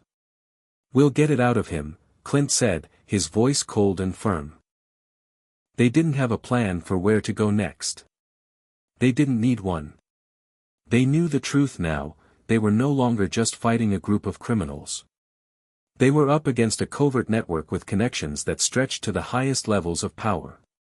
The people behind this operation were untouchable, protected by layers of secrecy, money, and influence. As they drove, Clint's thoughts kept racing back to Sinclair's words, "You think you can destroy this empire with a handful of bullets?" The question hung in the air like a challenge, and Clint couldn't shake the feeling that they were only scratching the surface of something much deeper. Clint looked over at Victor, who had been quiet since the encounter at the estate. "What's the real play here, Victor? You've been around long enough to know who we're really up against." Victor's gaze was distant, but he turned to Clint with a grim expression. "It's not just one person, Clint. It's a network, one that has infiltrated every part of the system. From politicians to military officials to CEOs. They pull the strings from behind the curtain, making decisions that shape the world. And they've got people in every place of power, ready to do whatever it takes to protect their empire." Clint clenched his jaw. He already knew they were up against powerful forces, but hearing Victor confirm it made it feel more real. This wasn't just a fight for justice anymore. This was a war, one that could tear the country apart if they weren't careful. "How do we take them down?" Clint asked, his voice tense with urgency. Victor let out a low breath, his eyes flickering to the rearview mirror before he spoke again. "We start with the people who matter. We get to the top, and we dismantle their operations one by one. But it won't be easy. They've got eyes everywhere." Clint's grip tightened on the steering wheel. "We're running out of time. Sinclair knows something. And if he's not talking, we're going to make him." The silence in the car was deafening as they continued their drive to the safe house. Sinclair remained quiet in the back seat, his hands still bound, his expression one of stubborn defiance. It was clear that he wasn't going to give up any information without a fight. But Clint wasn't ready to play nice anymore. They needed answers, and they needed them fast. When they finally arrived at the safe house, a small, inconspicuous building on the edge of the city, Clint wasted no time. They moved quickly, ushering Sinclair inside and securing him in a small, windowless room in the basement. It wasn't much, but it was safe for now. Clint and Victor stood just outside the door, making sure no one could get in or out without their say-so. Marie stood off to the side, her arms crossed as she watched Sinclair, who was still glaring at them from the center of the room. Clint's voice was low and dangerous as he addressed Sinclair. "You can stay quiet all you want, but I'll make sure you regret it. You don't get to keep your secrets. Not anymore." Sinclair's lips twisted into a smile, though there was no humor in it. "You think you're the first to try this? You're just a small player in a game you don't understand." Clint leaned in close, his voice a cold whisper. "Then help me understand. Or I'll make you." The room was tense, but for a long moment, Sinclair didn't say a word. Finally, he sighed, as though giving up the fight. You want names, right? He asked, his tone resigned. Clint nodded sharply. Yes. I want names. I want to know who's at the top, who's pulling the strings. Sinclair's eyes flickered with something, perhaps doubt, or fear, but it was gone as quickly as it had appeared. I can't just give you names. It's not that simple. Clint stepped closer, his patience wearing thin. Make it simple, then. We don't have time for games. After what felt like an eternity of silence, Sinclair finally spoke, his voice softer, tinged with an unwilling respect for Clint's persistence. All right, he said. I'll give you a name. But you'll have to dig deeper on your own. The man you need to be worried about is Riley Hunt. He's the one who's been running the show for the last few years. He's the one who pulled all the strings. Clint's heart skipped a beat. Riley Hunt. The name sounded familiar, almost too familiar. He was a name that had been whispered in the right circles, someone who had always managed to stay in the background, out of the public eye. But now, hearing it from Sinclair's lips, everything started to click into place. Where do we find him? Clint demanded. Sinclair's eyes darkened. You won't. He's been disappearing for years, always one step ahead. He doesn't have a permanent base. He moves around too much. But I can tell you this, he's tied to a private military contractor named Blackstone Global. They're the ones handling the muscle for the operation. Clint's mind raced as he processed the information. Blackstone Global was a name he'd heard in passing, a company that specialized in high-end military contracts. It was all starting to make sense now. Riley Hunt wasn't just a shadow figure, he was the mastermind behind the entire operation. This isn't over, Clint muttered, turning to Victor. We're just getting started. The night was growing colder, and Clint felt the weight of their situation pressing on his chest. The safe house, while secure for now, was just a temporary refuge. They had what they needed, a name, a lead to follow, but the road ahead was treacherous. Every move they made from here on out would bring them closer to the heart of the operation and closer to danger. Clint stared out the small window of the safe house, his thoughts a jumble of the mission ahead. Riley Hunt. The name lingered in his mind like a bad omen. The man was a ghost, always in the shadows, never caught, always one step ahead. But Clint had come too far to let a man like that slip through his fingers. We're getting close, Victor said, breaking Clint's train of thought. He was standing in the doorway, his arms crossed, eyes scanning the room. You know as well as I do, this next step is going to be our toughest. Clint turned to face him, the resolve in his eyes hardening. It doesn't matter. We'll take him down, no matter what. Victor didn't look convinced, but he nodded, understanding the gravity of the situation. I know. But we need to be smart. One wrong move, and we're all dead. Clint ran a hand through his hair, frustrated. They had already taken risks, but this would be the biggest gamble yet. They were moving against a shadowy network, with Riley Hunt at the center. But if they could take him down, they could unravel everything. The whole empire would come crashing down. They just needed to find him. Do you think Sinclair was telling the truth? Clint asked, his voice quieter now, the tension of their mission weighing on him. Victor's gaze darkened. Sinclair's not the most reliable source. But if he's right about Hunt, then we need to move fast. The longer we wait, the more time they'll have to cover their tracks. Clint nodded. We don't have the luxury of waiting. The next morning, Clint and his team hit the ground running. They had one lead now, Blackstone Global. Victor had already started digging into the company, but they needed more. Blackstone wasn't a small-time contractor. It was a multinational corporation with a web of subsidiaries and connections that went deep into the military-industrial complex. Clint's mind was racing. They needed to get inside Blackstone Global, find their connection to Riley Hunt. But that meant infiltrating a company with powerful resources and connections. It was a risk, but they didn't have any other choice. Marie was sitting at a table, a laptop open in front of her as she scanned through the intel Victor had gathered. "I've got something," she said, her voice tinged with hope. She pointed to the screen. "Look at this. One of Blackstone's top executives, a guy named James Daniels. He's been linked to several high-profile contracts. And he has a history with Riley Hunt." Clint leaned over her shoulder, studying the screen. "A history? What kind of history?"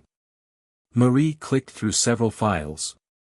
"Looks like Daniels and Hunt were in business together a few years ago. Daniels was involved in some covert ops overseas, and Hunt was the one supplying the muscle. They've been connected ever since." Victor's eyes narrowed. "That's our in. Daniels is the key." Clint's mind was already working through the possibilities. Daniels could lead them straight to Hunt, but getting close to him wouldn't be easy. Blackstone Global was notorious for its high security, and Daniels himself was likely protected by layers of influence and money. "We'll need to get to Daniels without raising any suspicion," Clint said, his voice firm. "If we can get close to him, we can find out where Hunt is hiding." Marie looked thoughtful. "We might be able to use his schedule against him. I'll start tracking his movements. If we can get a clear picture of his routine, we can slip in unnoticed." Clint nodded. "Let's get to work." Over the next few days, the team worked tirelessly. Marie tracked Daniel's movements, digging into his professional and personal life to find patterns in his schedule. Victor worked on gathering additional intel on Blackstone Global, digging deeper into their operations and connections. Clint focused on preparing for the worst, knowing that if they were going to confront Daniels and eventually Riley Hunt, they had to be ready for anything. By the end of the week, Marie had come up with a plan. Daniels had a business meeting at a high-end hotel in the city, and the timing was perfect. He would be there for a few hours, leaving him vulnerable to anyone who knew where to look. It was their best shot to get close. Clint felt a surge of determination. This was it, the moment they had been preparing for. They would finally get answers, and they would take one step closer to ending this once and for all. "I'll be in and out," Clint said, standing in front of the team, his expression intense. "Victor, you'll handle the backup. Marie, you're on surveillance. If anything goes wrong, we bail. No exceptions." Victor gave him a sharp nod, and Marie's lips pressed into a thin line, her eyes steely with focus. They were all ready, there was no turning back now. The hotel was upscale, its polished marble floors reflecting the glow of the chandeliers above. Clint, wearing a dark suit and tie, blended in with the well-dressed crowd. His heart was pounding, but his expression remained calm and composed as he walked through the lobby. He had made it past security easily, using his cover as a wealthy businessman. Daniels was already inside the meeting room, the door closed behind him. Clint's job was simple: get close, find out where Hunt was hiding, and get out without drawing attention. Clint approached the door, taking a deep breath. He could hear voices muffled from inside the room, but he didn't make a move just yet. He needed the right moment to slip inside undetected.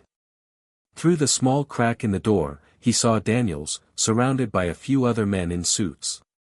They were in a heated discussion, talking about something Clint couldn't quite make out. This was his chance.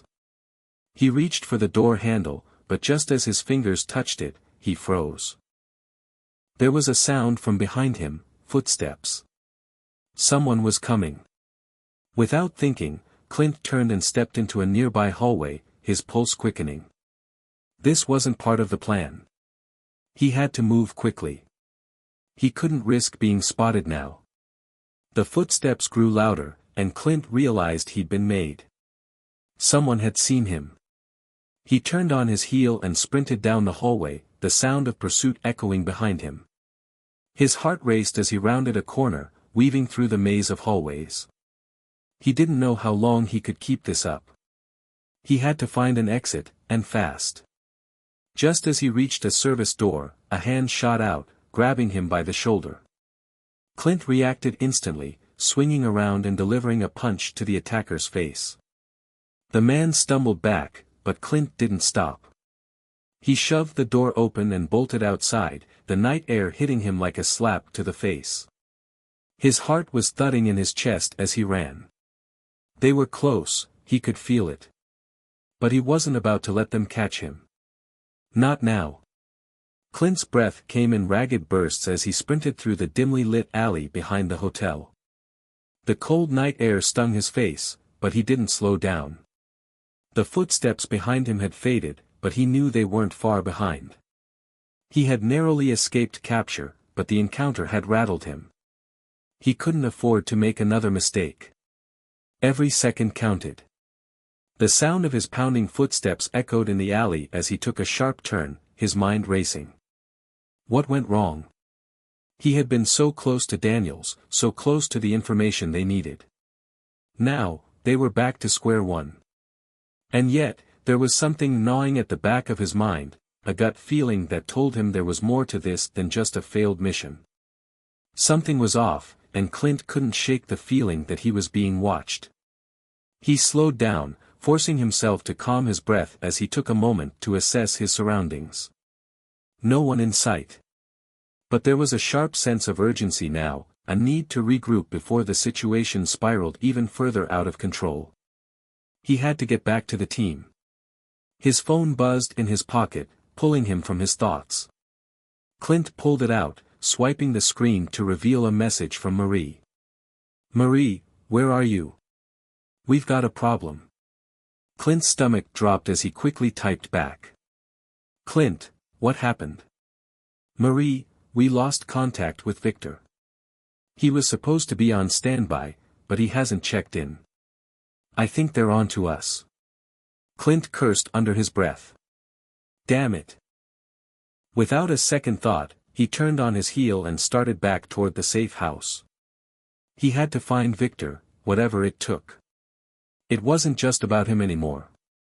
He couldn't afford to lose another member of his team. Not after everything they had been through. The streets were eerily quiet as Clint made his way back to the safe house. His mind was a whirlwind of thoughts, but one thing was clear, they were in over their heads. What had started as a simple pursuit of justice had evolved into a deadly game with no rules. And with each passing moment, it felt like they were getting closer to a much larger conspiracy. Clint's phone buzzed again. This time it was Victor. "Victor, I'm okay. Just barely. But they've got eyes on us now. The whole operation is compromised. We need to move, fast." Relief flooded Clint's chest, but it was short-lived. If they were compromised, then they were playing a dangerous game. He typed quickly. "Clint, where are you?" "Victor, at the usual place. Don't come here unless you have a way to cover your tracks. They know who you are now. We need to leave the city." Clint cursed under his breath again, his heart pounding in his chest. Things had escalated faster than he had anticipated. They had to get out, now. Clint met up with Victor in the dimly lit warehouse they had used for staging their operations. As soon as Clint walked in, Victor was already packing up the essentials, weapons, communication devices, and files. It was clear they were preparing for something big, something Clint wasn't sure he was ready for. Victor looked up when Clint entered, his face grim. "I don't need to tell you what happens next. We go off the grid. No more contacts. We find Hunt, and we take him down. But we're doing it quietly. No more mistakes." Clint nodded, though doubt lingered in the back of his mind. How did they find us?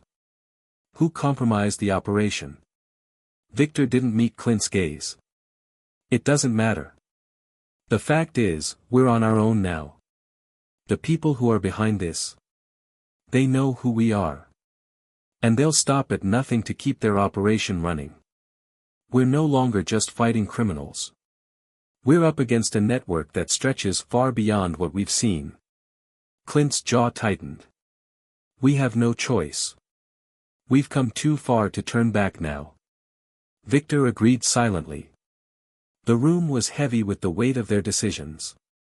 They weren't just risking their own lives anymore, they were taking down a shadowy empire that could destroy everything they knew. The next few days were a blur of preparation. The team scattered, working in the shadows to keep a low profile while still gathering information. Clint spent his nights studying the intel they had on Riley Hunt, trying to piece together any detail that might lead them to him. But the deeper they dug, the more dangerous it became. Every lead seemed to end in a dead end, and Clint knew that time was running out. Marie had been following a lead on Hunt's movements, but she couldn't find anything concrete. The man was a ghost. Every time they thought they had him cornered, he slipped away again. But Marie wasn't giving up. She had her own way of getting what she needed, and Clint trusted her judgment. "Got something," Marie said one evening, interrupting Clint's thoughts. "Hunt has been seen in the city. He's not moving as quietly as he used to. Someone's watching him. And I think we're finally getting close." Clint's pulse quickened. "Where?" Marie smiled, but it wasn't the triumphant grin he was used to. "I'll tell you when we're sure. But we need to be careful. Hunt's people won't hesitate to eliminate anyone who gets too close." Clint's gaze hardened. "Then we get close. We make him think we're out of the picture, until it's too late." The plan was simple in theory. Marie would continue to track Hunt's movements, while Clint and Victor worked to infiltrate the network from the inside. They would find a way into Blackstone Global, get access to the company's most sensitive information, and use that to track down Hunt. They'd have to move quickly, knowing that their every move was being watched. But there was a problem. Every time they thought they had an angle, every time they thought they had an advantage, it felt like the walls were closing in on them. They were being watched, and they didn't know by who. Victor was the first to voice the obvious. "They know we're coming for them. And they're preparing for it." Clint leaned forward, his eyes narrowing with determination. "We're not going to stop. We can't." The tension in the room was palpable. They were on the edge, about to take a final leap into the unknown, but the risks were growing exponentially. As Clint stood alone in the small, dimly lit room they were using as their base, he found himself reflecting on everything that had led them here. The countless hours of work, the failed missions, the sacrifices they had made. It had all led to this moment. He knew they were about to face something bigger than any of them had imagined. But for Clint, there was no turning back. He had a debt to settle with Riley Hunt, and he wasn't going to let anything stand in his way. The storm was coming. And when it hit, there would be no holding back. The safe house was quiet, too quiet. Clint couldn't shake the feeling that they were being watched. Despite their precautions, he could feel the net tightening around them, like invisible hands pulling them closer to a trap. His mind raced with questions. How much longer could they stay one step ahead of the people hunting them? Who could they trust now? And, most pressing of all, where was Riley Hunt hiding? For the first time in weeks, Clint allowed himself to sit down, his muscles aching from the tension of the past few days. He rubbed his temples, trying to stave off the growing headache that had taken root. But there was no time for rest, no time for hesitation. They were running out of options. Victor walked into the room, looking as tired and worn as Clint felt. "Anything new?" he asked, his voice low and steady, though Clint could hear the same undercurrent of frustration in it. Clint shook his head. "No. I've been going through everything we have, but it's all a dead end. Hunt's too careful. Too damn good at covering his tracks." Victor leaned against the wall, crossing his arms. "And we've been good, too. They don't know we're onto them yet. But I don't like the way things are shaping up. The longer we stay here, the more likely it is that we'll get found." Clint glanced at the map spread out on the table in front of him. They had been trying to pinpoint Hunt's location for days, tracking every lead, every piece of intel they could find. But it was like trying to catch smoke in your hands. The more they grasped, the more it slipped through their fingers. "We need to make a move," Clint said, his voice more resolved than he felt. "We're not going to find him sitting here." Marie walked in, breaking the silence with her presence. She looked determined, but there was a weariness in her eyes that Clint recognized all too well. "You're right. We can't stay here any longer. But we've got something." Clint's heart picked up. "What is it?" Marie pulled out her phone and placed it on the table. The screen lit up with a series of locations, maps, and coordinates. "I've been tracking Riley Hunt's movements. He's been using an encrypted channel to communicate with someone, a mysterious contact who's been helping him stay hidden. I've traced that contact to a location just outside the city. If we move fast, we can catch up to him." Victor looked at the screen, his eyes narrowing. "This could be it. We can't afford to miss this opportunity." Clint stood up, feeling the familiar rush of adrenaline course through him. "All right. We're going after him. No more delays." The plan was set. They would move quickly, with Victor taking the lead and Clint and Marie working in the shadows. The location was a remote estate outside the city, nestled deep in the woods. It was the kind of place people went to disappear, isolated, cut off from the world. It was perfect for someone like Riley Hunt to lay low. As they approached the estate, Clint felt the familiar sense of tension settle into his bones. He couldn't afford to let his guard down. Hunt was a master at staying one step ahead, and this estate might be his last line of defense. The team split up as they infiltrated the property. Victor and Clint approached the main house, while Marie circled the perimeter, her eyes sharp for any signs of activity. Every step they took brought them closer to their target, but it also made them more vulnerable. There was no going back now. Clint kept his breathing steady, every sense heightened as they crept through the grounds. The estate was eerily quiet, the only sound the crunch of leaves underfoot. They reached the main door, and Victor signaled for them to halt. He carefully checked the lock, and with a quiet click, the door opened. They slipped inside, shadows in the night. Inside, the atmosphere was tense. The mansion was lavish but sparsely furnished, as if the owner had no intention of settling in. Clint's instincts were on high alert. They weren't alone. They moved quietly through the halls, careful not to alert anyone to their presence. Clint's eyes darted around, scanning for any signs of danger. He could feel the weight of the moment pressing down on him. The closer they got to Hunt, the higher the stakes became. Suddenly, a sound from upstairs made Clint freeze. He signaled to Victor, and they crept toward the staircase. The sound grew louder, footsteps. Someone was coming down. Clint and Victor quickly pressed against the wall, holding their breath as the footsteps grew closer.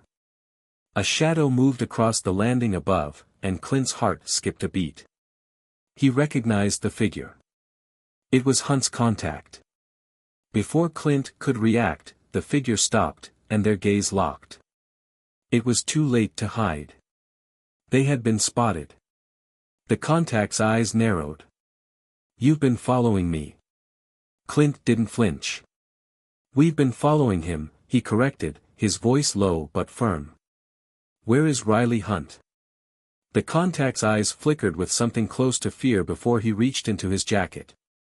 Clint's hand instinctively moved to his weapon, but it was too late. The man pulled out a gun and leveled it at them. "Don't come any closer," the man warned. "You have no idea what you're dealing with." Clint took a deep breath, his body coiled with tension. "You don't know who you're dealing with either." In an instant, Clint's training kicked in. He launched himself forward, knocking the gun out of the contact's hand. A struggle ensued, fast and brutal. But Clint was faster. He disarmed the man in seconds, pinning him to the floor.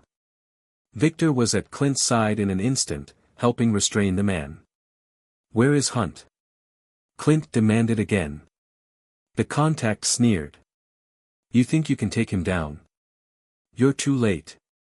Hunt's always 10 steps ahead. You're playing right into his hands. Clint tightened his grip. You're going to help us find him. Or we'll make sure you regret it. The contact's expression flickered for a moment, then hardened. He's in the city. The docks. That's where he'll be tonight. But you won't get there in time.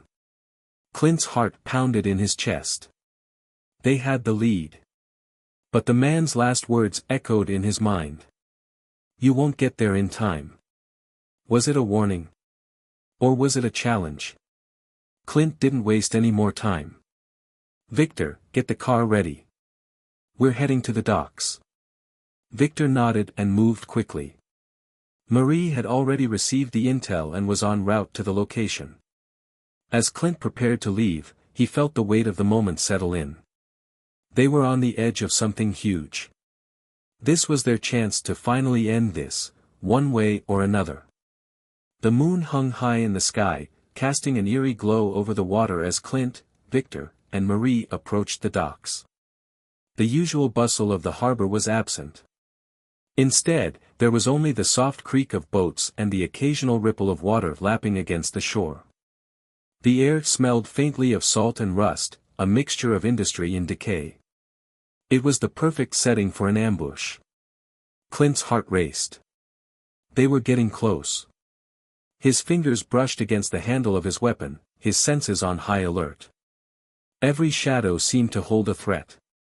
His mind raced, cycling through every possible scenario.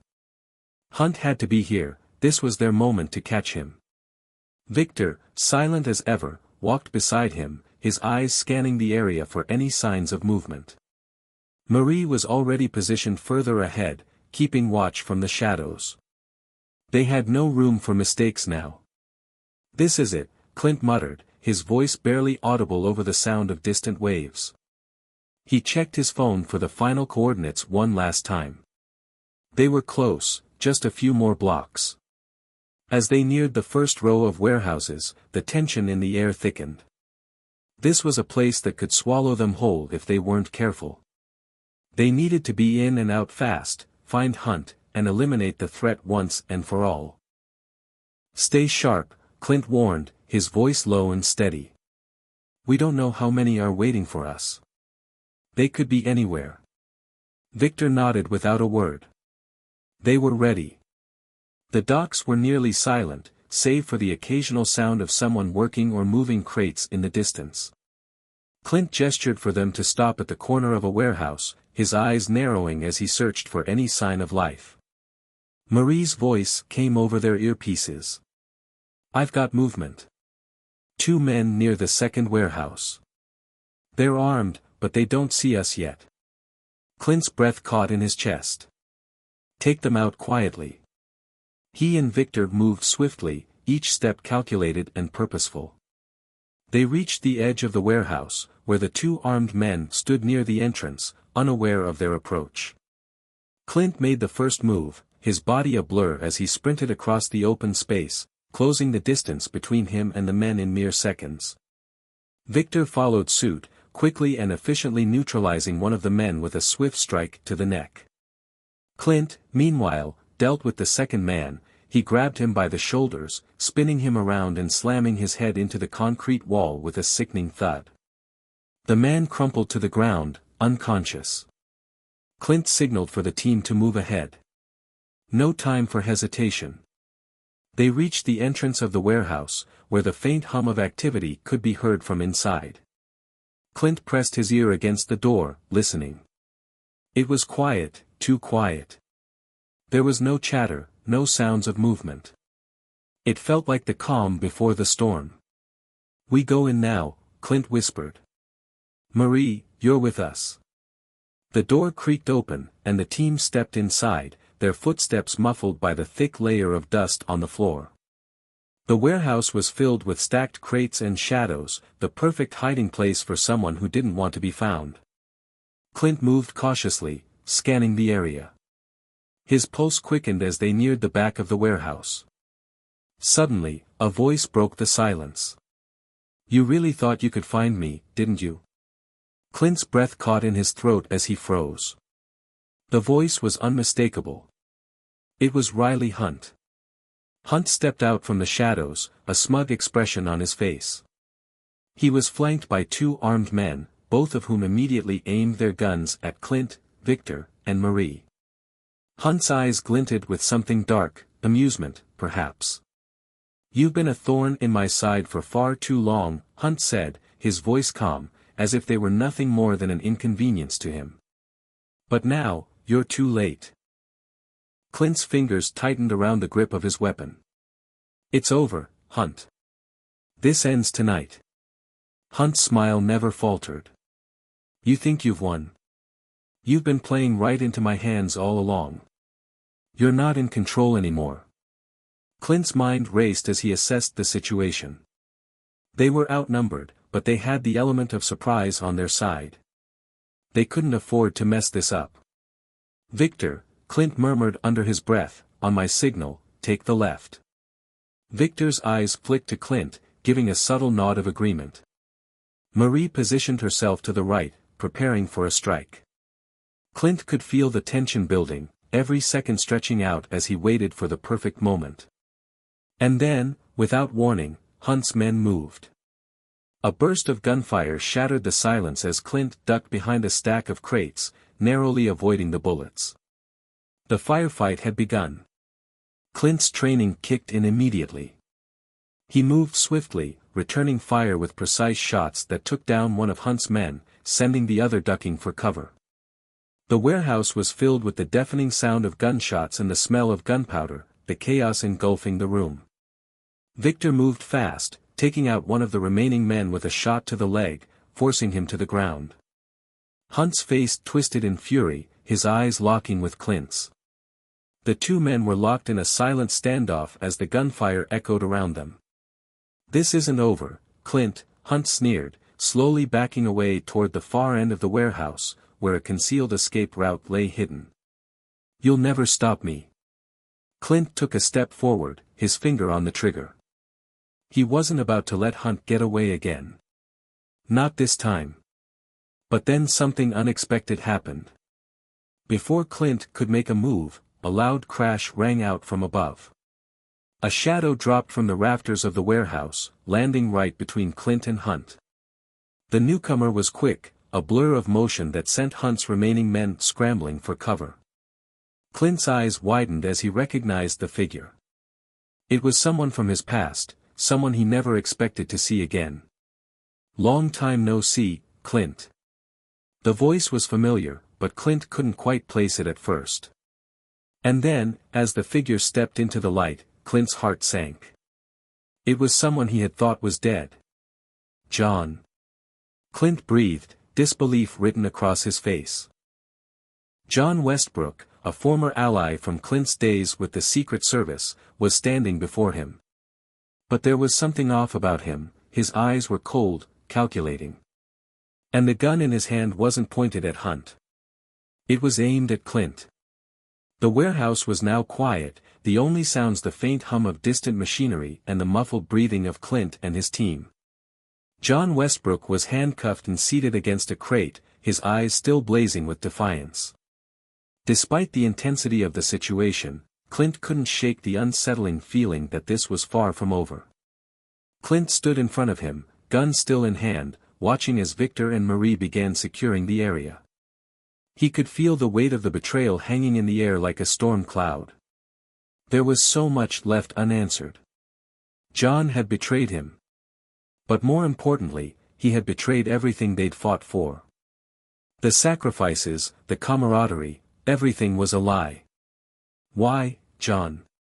Clint's voice broke the silence again, though this time, it wasn't out of anger, it was out of pain. The man he had trusted, the man who had been his ally for years, was now sitting here, a traitor. It didn't make sense. John's lips twitched into a humorless smile. "You think I owe you an explanation? After everything you've done?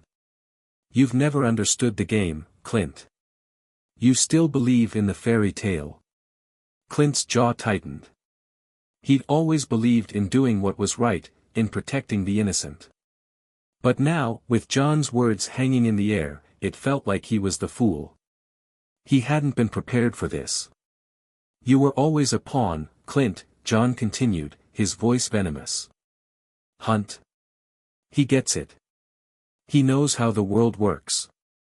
And you're just a relic of a past that's long gone. I chose to survive. He promised me power, control. Clint's eyes narrowed.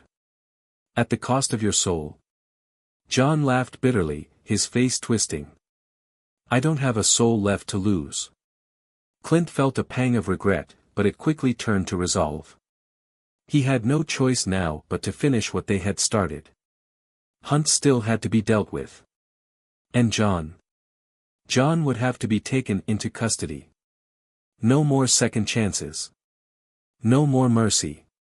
Marie, Victor, Clint said, breaking his gaze from John, get him secured. We need to get out of here before Hunt decides to make a move. The team quickly moved into action. Marie and Victor kept their guns drawn while Clint remained alert, his senses on edge. He knew that this moment, this fleeting calm, was the lull before a storm. We don't have long, Clint said, checking the time on his watch. They couldn't afford to linger here. Hunt could be on his way. Let's get to the van. We've got to leave now. As they began making their way toward the exit, the crackle of a walkie-talkie broke the silence. Clint's heart skipped a beat as he grabbed the device, listening for a moment before speaking. This is Clint. What's the situation? The voice on the other end was terse. We've got company. Heavy firepower. They've already breached the perimeter. You need to move fast. Clint's mind raced. Hunt's men had found them. The escape route was compromised. We're heading to the back exit. Hold tight, and get ready to move, Clint ordered. His pulse quickened, and for a moment, all the training, all the preparation seemed like nothing more than a far-off memory. They were in the thick of it now, and every decision counted. Clint, Victor, Marie, and their captive, John, made their way through the warehouse with urgency.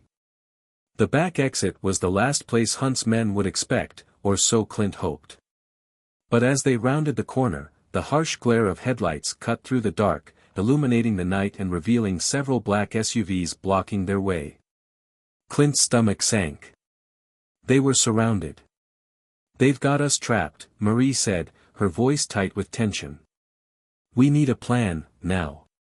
Clint's mind was racing, the weight of responsibility settling heavily on his shoulders. There was no time for hesitation. He had to get his team out alive, and John, for all his betrayal, wasn't going to be the reason they all died. We're not giving up without a fight, Clint said, his voice low and commanding. Victor, take the left side. Marie, cover the right. I'll handle the front. We'll make a break for the alley. The tension in the air was palpable as Clint, Victor, and Marie each took their positions, guns at the ready. Clint's heart raced, his focus narrowing to the task at hand. He couldn't afford any distractions. A gunshot rang out, followed by another. The air was thick with the sound of rapid fire as Clint ducked behind a pile of crates, returning fire as best as he could. The men in the SUVs weren't giving up without a fight. Clint could feel the danger closing in. The gunfire was relentless, but there was a flicker of hope. If they could get to the alley, they'd have a chance. It wasn't much of a plan, but it was all they had. Move! Clint shouted, signaling for his team to make a break for it. Victor and Marie didn't hesitate, darting across the open space with expert precision, their heads low as they ran toward the alley. Clint covered them, firing shots to keep their pursuers at bay. Each step felt like it could be his last, but he didn't falter. Not now. Just as they reached the alley, Clint heard the screech of tires. A vehicle was speeding toward them, and there was no way they could outrun it. But Clint wasn't about to let them be cornered. He turned, facing the incoming vehicle. His training kicked in, and in a split second, he aimed his gun, firing at the tires. The SUV veered off course, slamming into a dumpster and coming to a stop just a few feet away. "That's how you do it," Clint shouted, a grin on his face despite the danger. But there was no time to savor the moment. They had to keep moving. They ran through the narrow alley, the sounds of chaos behind them. Clint could hear the heavy footsteps of Hunt's men following close behind. But for the first time in hours, Clint felt a small sense of victory. They were getting out. They were alive. As they reached the end of the alley, the van was waiting. Victor was already in the driver's seat, the engine running. Clint rushed into the back with Marie and John, slamming the door shut just as the first bullets hit the van. "Go!" Clint shouted, his heart still pounding. The van jerked forward, and they sped off into the night. As the van raced away from the docks, Clint allowed himself a brief moment to breathe. They had escaped. But the danger wasn't over. Hunt was still out there, still a threat. And John? John had given them no answers, no explanation. Clint sat back against the seat, his mind focused on the next step. They had to figure out how to bring Hunt down once and for all. But first, they had to deal with John. Victor glanced back at Clint, his eyes hard. "What do we do with him?" Clint met his gaze, his expression grim. "We finish this. We don't stop until Hunt is gone." They had come too far. The mission wasn't over. Not by a long shot. The night had grown darker as Clint sat in the back of the van, his mind consumed by everything that had happened. The narrow escape from the warehouse had left him with a sense of urgency and purpose. But despite the rush, there was a gnawing feeling deep in his gut. Hunt was still out there, and until they took him down, none of them would truly be safe. Victor was focused on the road ahead, his expression steely. Marie sat beside Clint, her gaze darting between him and their captive, John. John, once a trusted partner, now nothing more than a liability. But Clint couldn't help but wonder if there was still some part of John left in there, the part that had fought for what was right, not for power. Clint leaned forward, his mind racing. "We can't let this drag on any longer. We need to find Hunt and end this once and for all." Victor nodded, his hands tight on the wheel. "But how? Hunt's always one step ahead. We've been chasing him for weeks. He's got resources, connections, we don't have much to go on." Clint's jaw tightened. He'd been down this road before, feeling like they were losing ground, feeling like they were stuck in an endless cycle of cat and mouse. But they couldn't afford to lose hope. They couldn't afford to be caught off guard. "There's one place we haven't checked," Clint said suddenly, his voice sharp. "The old cabin in the woods." Marie turned to face him. "The cabin? You think Hunt's hiding out there?" Clint met her gaze, his eyes hard. "It's the only place he'd think we wouldn't look. The last time we were there, it was too risky. But now, we know we have no time to waste. If he's going to make a move, it's going to be there." Victor frowned but said nothing. He trusted Clint, and if Clint believed this was the way forward, then that was all he needed to know. The van bounced along the rough road, heading deeper into the woods. The trees stretched high above them, their dark shapes looming like silent sentinels. The only light came from the headlights, cutting through the dense fog that had settled over the forest. John remained silent, sitting on the floor of the van, still handcuffed. Clint could feel the tension in the air, the weight of their situation pressing down on them. But the closer they got to the cabin, the more determined Clint became. This wasn't just about stopping Hunt anymore. This was about making things right, about ending the cycle of lies, betrayal, and destruction that had followed them for too long. As they neared the cabin, Clint felt a sense of unease wash over him. This place had once been a safe haven, a place to regroup and plan. But now, it felt like the eye of the storm. They were walking into the heart of the danger, and Clint wasn't sure if they would come out the other side alive. Victor slowed the van as they reached the clearing in front of the cabin. The familiar silhouette of the old wooden building stood against the backdrop of the dark woods, its windows dark and empty. But Clint wasn't fooled. He knew better than to think that Hunt would leave the place unguarded. "We need to move fast," Clint said, his voice low and urgent. "Stay close. Keep your weapons ready. And watch for anything out of the ordinary." Marie and Victor nodded, their expressions set in determination. They had been through enough to know that hesitation could cost them everything. As they stepped out of the van, the cold air hit them, biting at their skin. Clint's senses were heightened, every sound amplified by the stillness of the forest. He led the way to the cabin, his gun raised, his eyes scanning the area for any signs of movement. The front door of the cabin stood ajar, creaking in the wind. It was eerily quiet. Too quiet. Clint motioned for Victor and Marie to flank him as they entered the cabin. The air inside was stale, and the smell of mold and dust filled their nostrils. The floor creaked beneath their feet as they moved cautiously through the darkened rooms.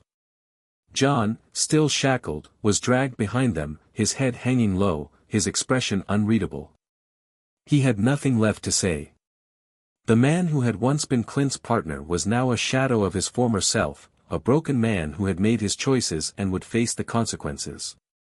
They reached the main room, a large, dimly lit space with a fireplace on one side.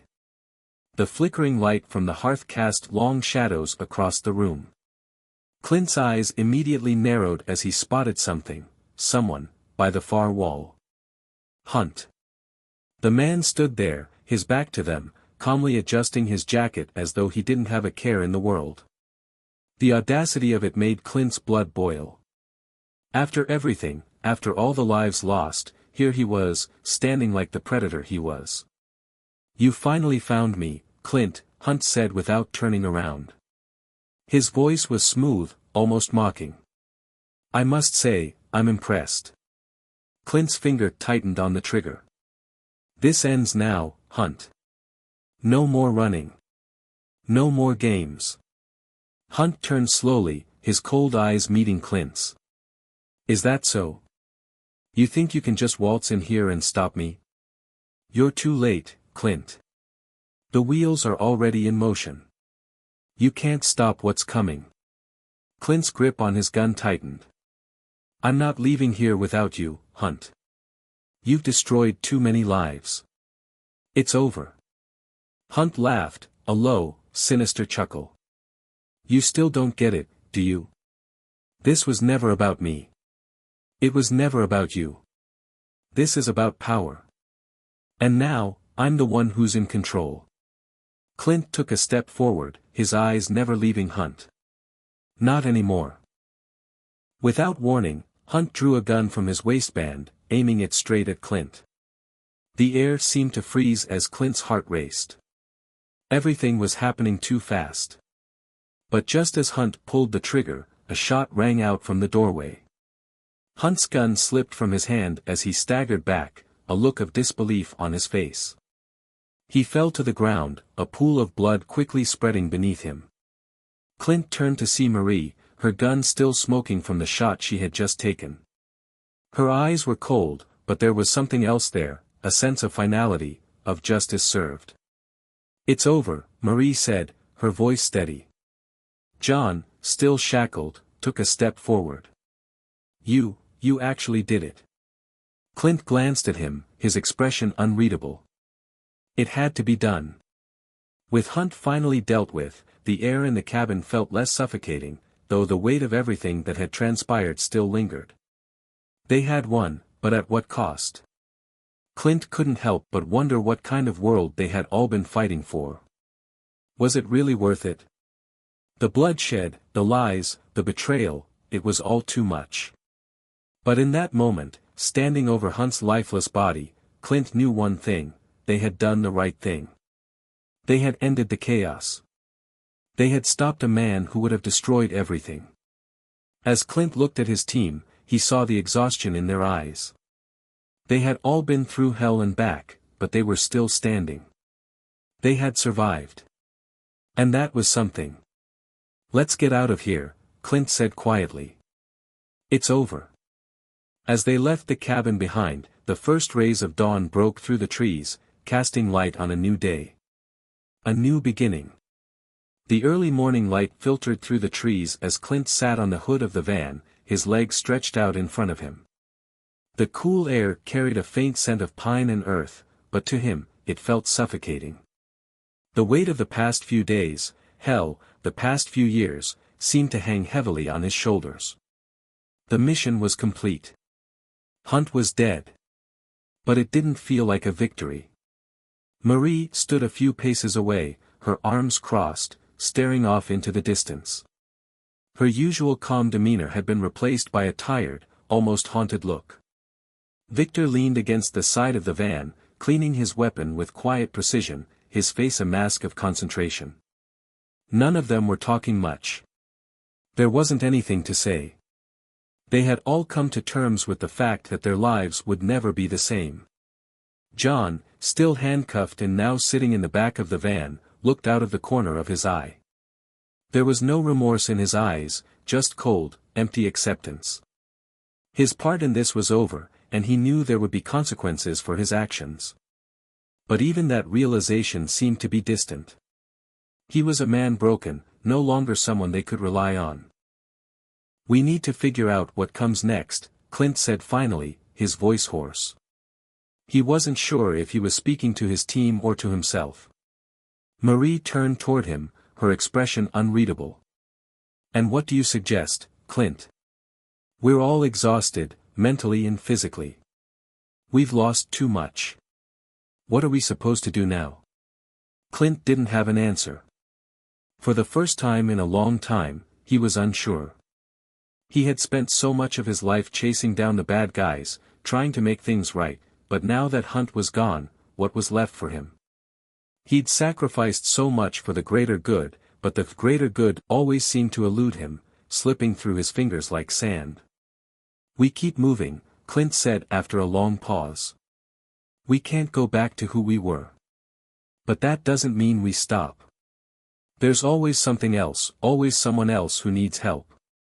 We fight for them." Victor looked up from his weapon, his face thoughtful. "You're right. We've made our mistakes, but we've done a lot of good too. Maybe it's time to focus on that. Help the people who need it." Marie nodded slowly, though she still looked uncertain. "But how do we move forward, Clint? How do we keep going when we've lost so much?" Clint's mind wandered to the countless nights he had spent awake, the faces of all the people he'd failed to protect. But then he thought of the ones they had saved, the families who were still together because of their actions. There was always something left to fight for. "We find new purpose," Clint said with quiet conviction. "We rebuild. Together. We can't undo the past, but we can make sure the future is better than what we came from." John shifted in the back of the van, and Clint could see the faintest hint of emotion cross his face. But Clint didn't look at him long enough to acknowledge it. John had chosen his path. There was no turning back for him now. The rest of the day passed quietly. There were no more enemies to face, no more battles to be fought. They were left with nothing but the silence of the forest and the weight of their decisions. The road ahead wasn't clear. They had no map, no plan, no direction. They were simply survivors, existing in the aftermath of everything they had been through. As the sun dipped below the horizon, Clint's thoughts turned to the future. There were still dangerous people out there, people who would take Hunt's place and continue to spread chaos. Clint knew he couldn't just walk away from that. There would always be someone who needed his help. There would always be a fight worth fighting. Victor climbed into the driver's seat of the van, his eyes meeting Clint's in the rearview mirror. "Where to next, Clint?" Clint stood up from the hood of the van and approached the passenger side.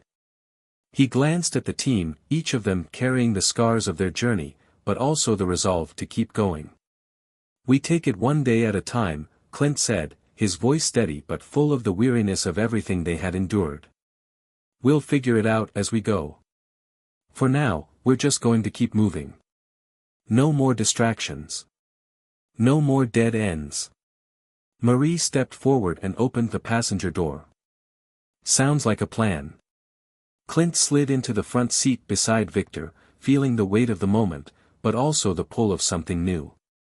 There was no clear path, no guarantee of what lay ahead, but there was one thing Clint knew for sure: he wasn't going to stop. He couldn't. Not now. Not after everything they had sacrificed. The van rumbled to life, its engine breaking the quiet of the forest as they drove away from the cabin. It was time to move on. Time to find the next mission, the next fight. They were no longer running from the past. They were walking toward the future, whatever it might hold. As the van disappeared into the distance, the night fell over the forest. The moonlight illuminated the empty cabin, a silent witness to the events that had unfolded. The road ahead for Clint and his team was uncertain, but one thing was clear: they would face it together. The past would always linger, but it no longer defined them. It was the lessons they had learned, the bonds they had forged, and the strength they had found in one another that would carry them forward. No matter the dangers that awaited, they would stand strong, facing whatever came next with the same determination that had carried them this far. And as the van vanished into the darkness, Clint finally allowed himself a small, fleeting smile. They had survived the storm. And now, it was time to rebuild. Hit subscribe and leave a comment with where you're watching from. This story might just spark a new beginning. What's one thing that always pushes you forward, even when things get tough?